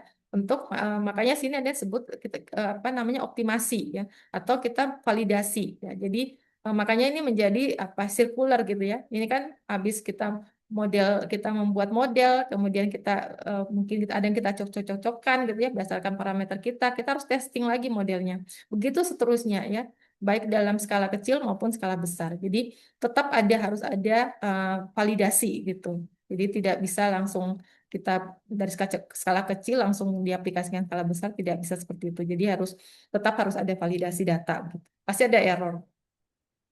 Demikian.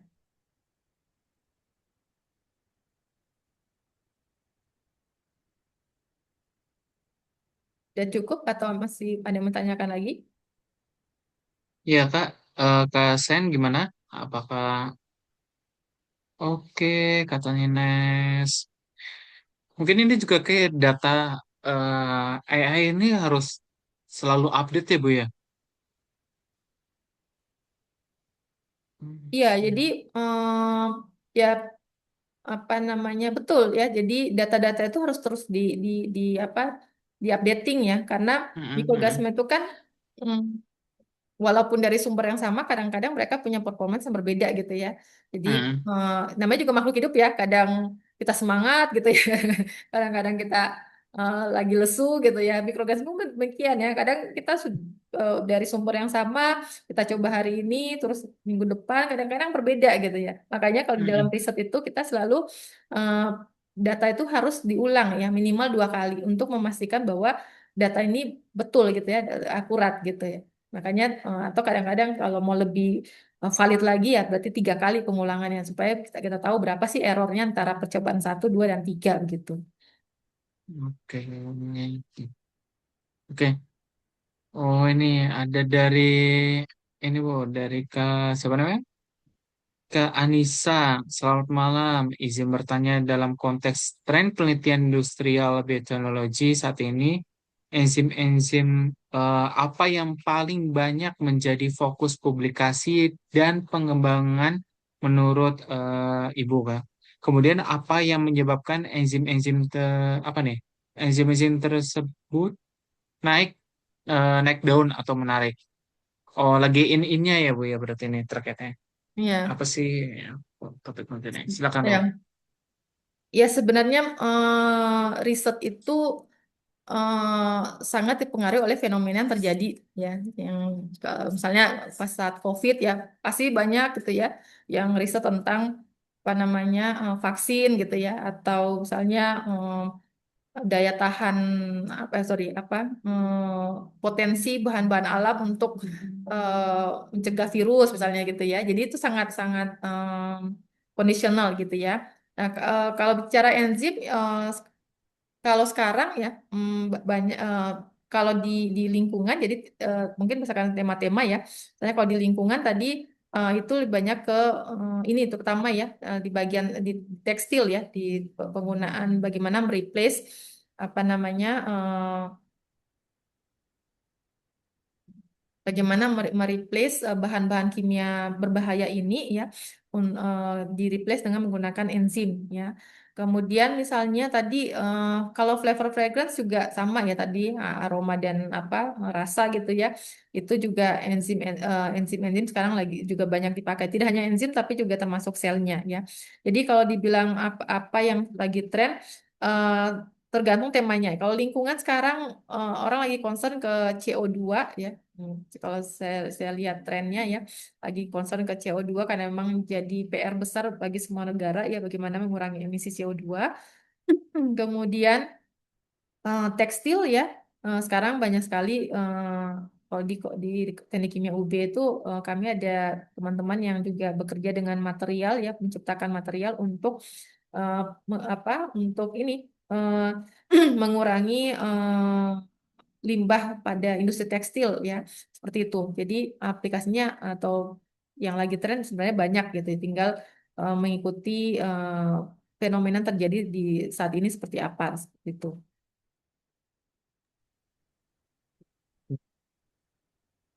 Trennya itu pasti selalu in ya gitu. Iya, jadi Dan sangat sangat dinamis selalu ya, sangat sangat dinamis. diaman benar-benar. Mm-mm. Dan itu juga kayaknya bisa kita ciptakan tren sendiri nggak sih Bu? Sebenarnya kalau penelitian gitu. Tapi tergantung ini juga ya Bu, kayak pendanaannya itu lebih arahnya kemana mungkin kali ya. Iya, Seperti itu ya. jadi bahkan sekarang ya apa contoh ya misalnya fermentasi etanol gitu ya. Itu kan sebenarnya Mhm. penelitian dari zaman kapan gitu ya. Mungkin Mhm, mungkin dari mhm. zamannya Firaun mungkin sudah ada juga gitu ya.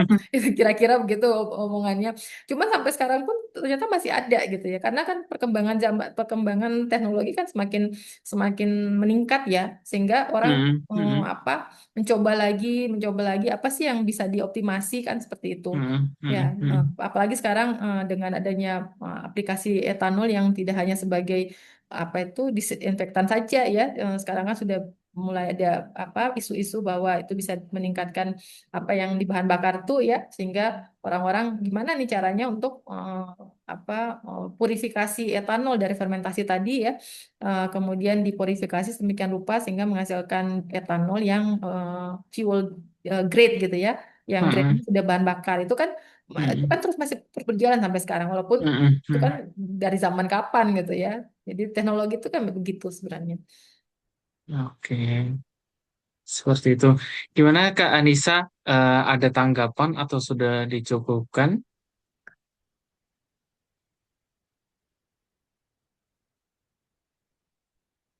Hmm. Silakan untuk sobat generasi peneliti yang lainnya. Oh, ada yang raise hand. Boleh, silakan Kak. Bisa open mic. Nanti sebelumnya mungkin apa nih? Nah, sama dari sedang mencari topik lain untuk kedepannya. Oke, oke, oke. Oke, siap Kak. Silakan ke Raihan, bisa open mic. Baik, terima kasih atas kesempatannya Mas Dadan. Apakah suara saya sudah masuk? Masuk aman, jelas. Baik, terima kasih atas kesempatannya. Sebelum perkenalkan Bu Cakra, nama saya Raihan. Saya kebetulan mahasiswa biologi dari Universitas Diponegoro Semarang dan saya ada dua pertanyaan. Pertanyaan pertama, menurut Ibu, apakah penggunaan mikroalga dalam industri, baik itu industri kesehatan atau industri lingkungan ataupun industri bioteknologi yang berbasis mungkin apapun itu, apakah sejauh ini penggunaan mikroalga pada industri-industri tersebut itu efektif eh, atau ada hal-hal apa saja yang sekiranya harus dibenahi untuk memenuhi demand di masyarakat? Itu pertanyaan pertama mengenai mikroalga. Lalu pertanyaan kedua, tadi Ibu mention terkait biodegradable plastik as salah satu produk dari bioproses. Mengenai biodegradable plastik, sudah seefektif apa penggunaannya di masyarakat? Mungkin dari awal mula trennya di Indonesia sampai sejauh ini, apakah sekiranya akan sustainable penggunaan biodegradable plastik ini di masa depan untuk mengurangi pencemaran plastik? Kurang lebih pertanyaan saya seperti itu. Terima kasih atas kesempatannya. Oke, Bu. Sudah clear pertanyaan Bu? Ya, oke, Oke, silakan Bu. saya jawab dulu anu kali ya, yang kedua ya, tentang bioplastik ya. Nah, bioplastik ini penting ya. Jadi apa namanya? em, itu menjadi concern ya semua negara sebenarnya, karena apalagi kita dengan zaman sekarang itu segala sesuatu harus praktis ya. Nah, penggunaan dan plastik itu menjadi komoditas yang paling memudahkan hidup manusia gitu ya, karena pertama ringan dan kemudian fleksibel gitu ya, tidak mudah pecah dan seterusnya. Nah, sehingga penggunaan plastik ini memang menjadi concern semua negara. Dan saya mungkin melihatnya perlu edukasi ya. Jadi perlu edukasi bagi masyarakat tentang bagaimana masyarakat bisa wise menggunakan plastik ya. Saya belum masuk ke bioplastik ya, tapi menggunakan plastik yang fosil based ya. Eh, nah itu eh, kalau di negara-negara tadi ya, karena saya cukup lama di Taiwan sekitar 6 tahun ya. Jadi saya melihat memang apa pola pola masyarakatnya berbeda ya, dan itu saya rasa kita masyarakat Indonesia perlu belajar ya bagaimana untuk bisa wise dalam menggunakan terutama plastik. Nah, sehingga kalau di Indonesia kayaknya saya melihat saja mahasiswa saya gitu ya, sehari mereka ke kantin gitu ya, eh, beli bawa kantong plastik. Itu satu hari, itu satu mahasiswa ya. Mahasiswa saya sekitar 490-an sekian. Berarti satu hari itu berarti mereka nyampah gitu ya kira-kira ya.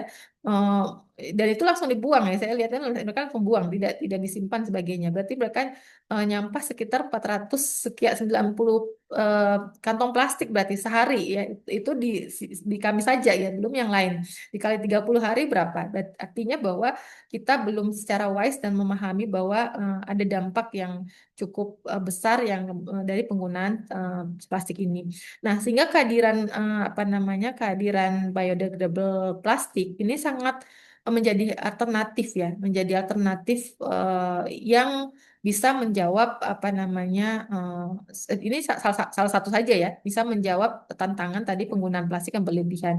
Yang sebenarnya yang harus dilakukan adalah selain adanya teknologi tadi, adanya biodegradable plastik, adalah kesadaran kesadaran masyarakat untuk bisa menggunakan plastik secara wise ya. Jadi penggunaan plastik berkali-kali itu, misalnya tadi kantong plastik itu sebenarnya sangat sangat memungkinkan, cuma eh, penggunaannya harus tepat ya. Yang selama ini kan kalau Indonesia ya ya apa nenteng barang pakai plastik kresek gitu ya, tapi beli gorengan juga pakai kresek gitu ya. Jadi salah salah tempat. Jadi apa namanya ya, itu dia edukasi itu yang mungkin yang perlu, dan kehadiran biodegradable ini eh, harusnya bisa bisa apa namanya bisa menjawab ya tantangan untuk penggunaan eh, plastik petroleum based gitu ya.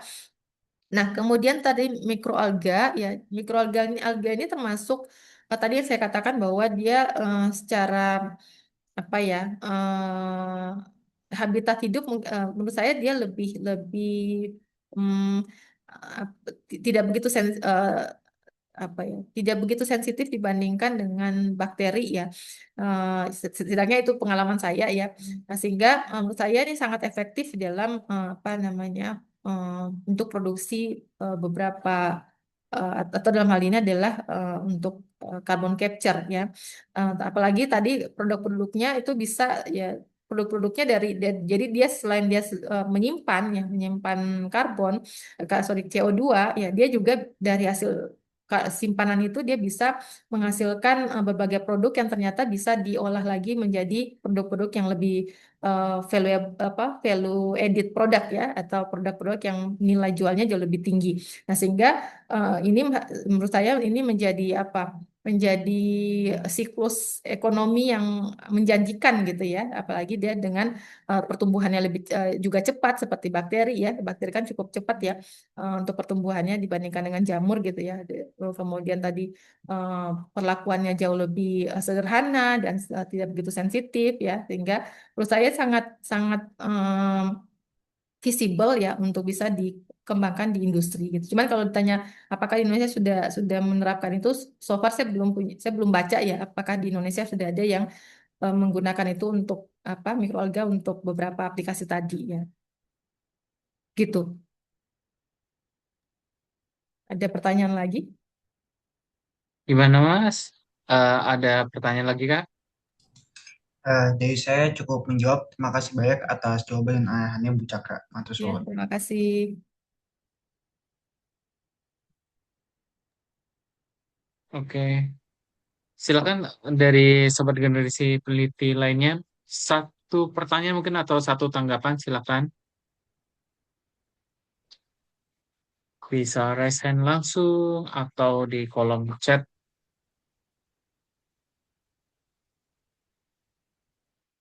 Em, maaf, ingin menanyakan lagi mengenai biodegradable plastik itu.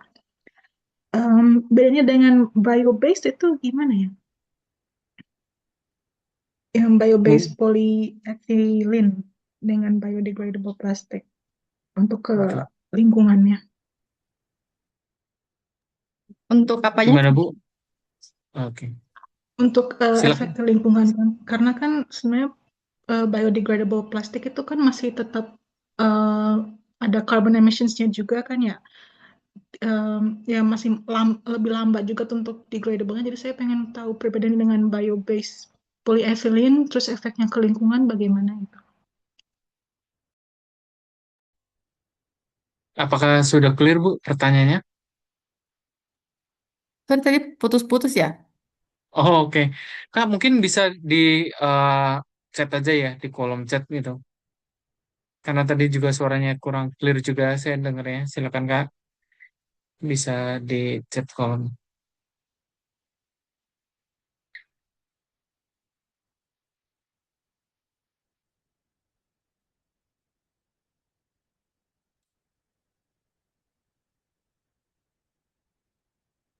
Halo Kak, yang tadi nanya bisa di chat.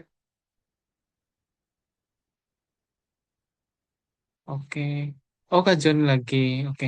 Perbedaan bio-based polyethylene dengan biodegradable plastik. eh solusi terbaik untuk mengurangi carbon emission apa nih, Bu? Silakan, Bu. Oke, benar.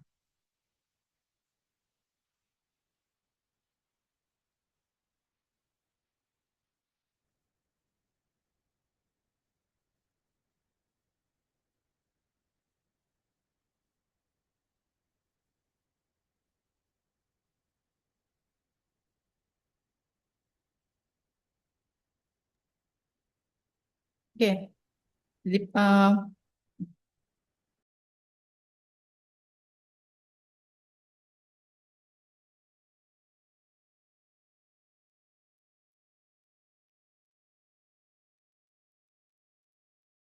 oke. Nah, apa tadi perbedaan bio-based polyethylene dengan biodegradable plastik ya. Eh, yang pertama plastik bio-based ya, ya jadi plastik bio-based dan juga polyethylene ya. Eh, itu apa namanya itu? Perbedaannya di sumber bahan bakunya gitu ya. Ya kalau polietilen gitu ya. Polietilen itu berarti dia biobased polyethylene ya itu bisa sebenarnya bisa dari bahan terbarukan juga ya. Misalnya dari eh, jagung gitu ya. Kemudian kalau atau tebu ya. Kalau polietilen konvensional gitu ya. em, itu dia dari minyak bumi gitu ya. Jadi kalau biobased itu berarti dia bahan bakunya dari apa istilahnya ya dari alam gitu ya. Tapi minyak bumi juga dari alam, dari renewable sources gitu ya, bahan yang terbarukan gitu ya. Sementara kalau yang polyethylene konvensional itu dari minyak bumi seperti itu.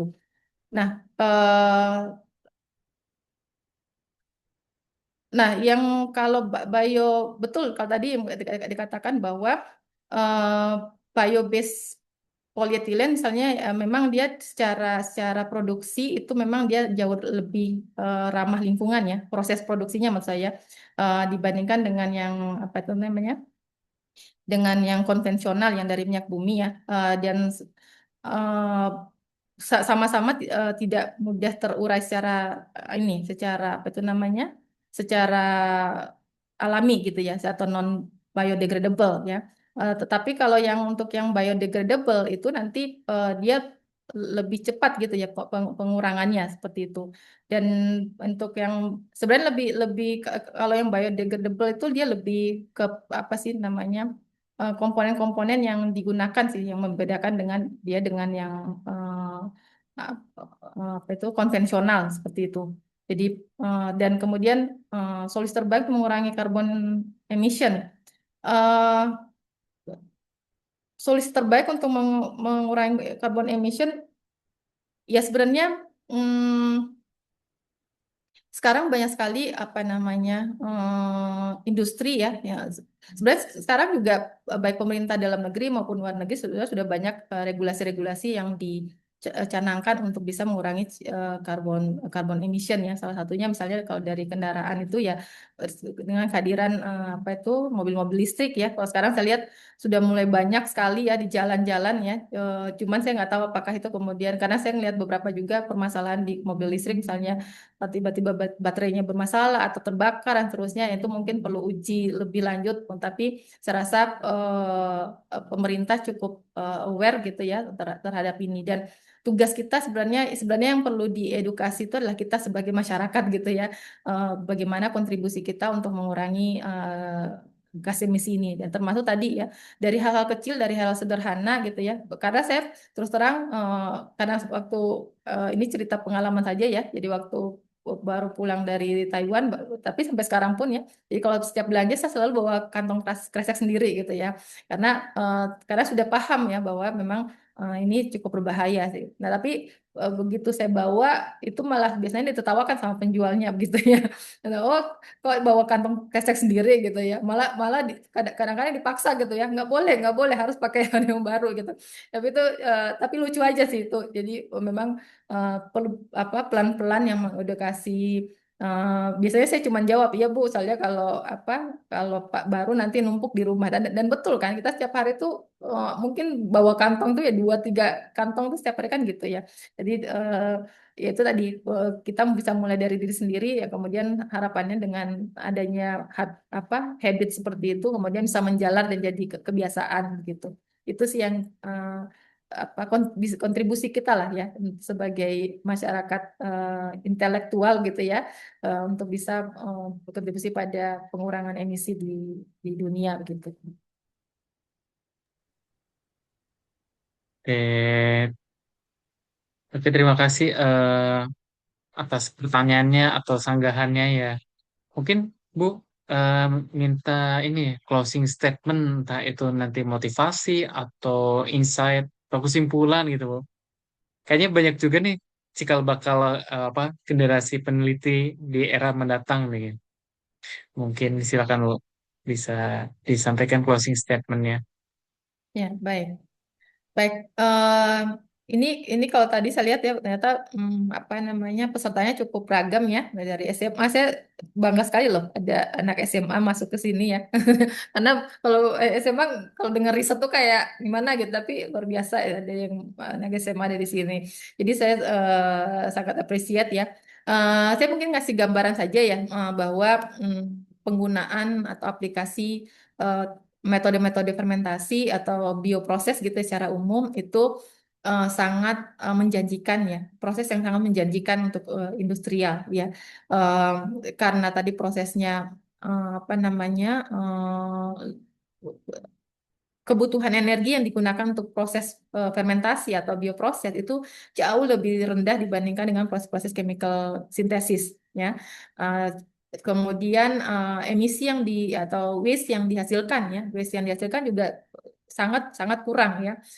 Kalaupun ada ya itu sangat minimal ya. Nah, sehingga itu mungkin menjadi eh, jawaban dari eh, resahnya para para pemerhati lingkungan gitu ya dalam dalam melihat bahwa kita ini hidup sudah di lingkungan yang memang sudah tidak aman ya, sehingga pendekatan biologi itu sangat menjanjikan.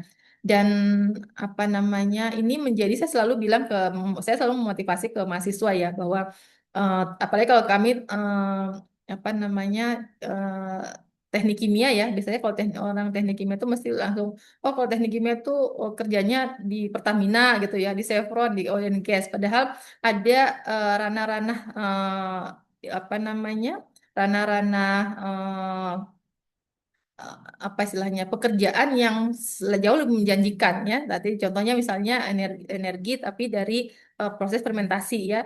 Atau misalnya produk-produk yang bio process based ya, itu sangat menjanjikan ya. Dan di luar sana itu di dunia luar sana itu sudah sangat masif gitu ya risetnya ataupun industrinya ya. Mungkin kalau Indonesia masih agak jarang, bukan jarang sih, mungkin di beberapa sektor itu belum belum banyak ya, tapi eh, apa namanya saya lihat profilnya atau kecenderungannya sekarang semakin semakin ke arah sana karena memang eh, dia proses bioproses itu menjadi alternatif bagi menggantikan chemical synthesis. Jadi teman-teman yang punya ketertarikan terhadap bidang ini tuh selamat gitu ya, karena ini tuh bidang yang saya yakin tidak ada habisnya gitu. Karena kalau kalau kita bicara chemical synthesis nanti suatu saat akan habis gitu ya, atau karena bahan bakunya misalnya dari tadi petroleum base gitu ya. Kalau petrolnya habis kan selesai gitu ya prosesnya, harus ganti. Tapi kalau dengan mikroorganisme kemudian kita pakai bahkan limbah, tadi saya pakai limbah ya untuk produksi vanilin tadi yang harganya bisa sampai $4.000 per kilo gitu kan, menjadi sesuatu yang menarik ya untuk dikembangkan, tidak hanya untuk riset tapi juga bisa menjanjikan secara ekonomi untuk diri kita, masyarakat maupun untuk negara. Oke, terima kasih Bu atas closing statementnya yang bikin bikin motivasi juga untuk kita selanjutnya. Oke, rekan-rekan sobat generasi peneliti, sebelum penutup bisa kita dokumentasi dulu ya. Silakan bisa on cam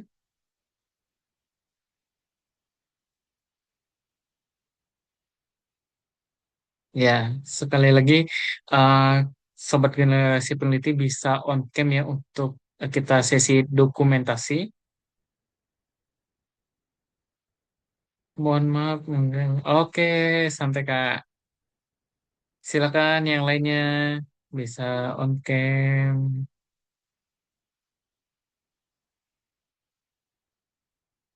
Oke, satu, dua, tiga.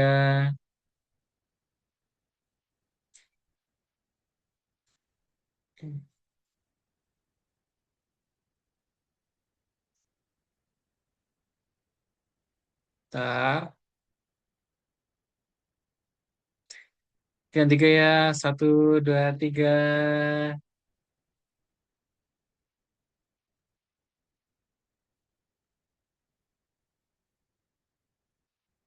Mungkin nanti apa namanya? Last last tag gitu bisa sambil kirim nih ya reaction love kali ya. Oke ya, satu, dua, tiga. Nice, tahan. Oke,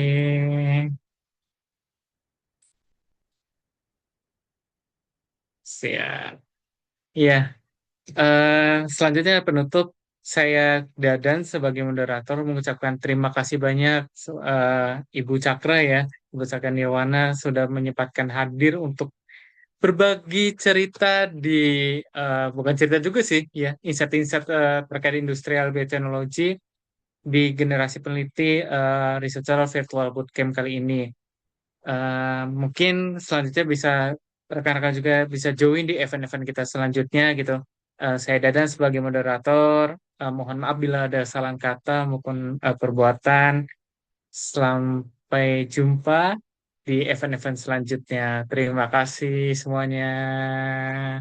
Terima Terima kasih Ibu. kasih. Terima Makasih, Terima kasih. kasih Mas sama-sama. Dadan Terima dan kasih ya juga teman-teman. teman-teman Selamat yang malam. sudah join. Terima kasih. Iya.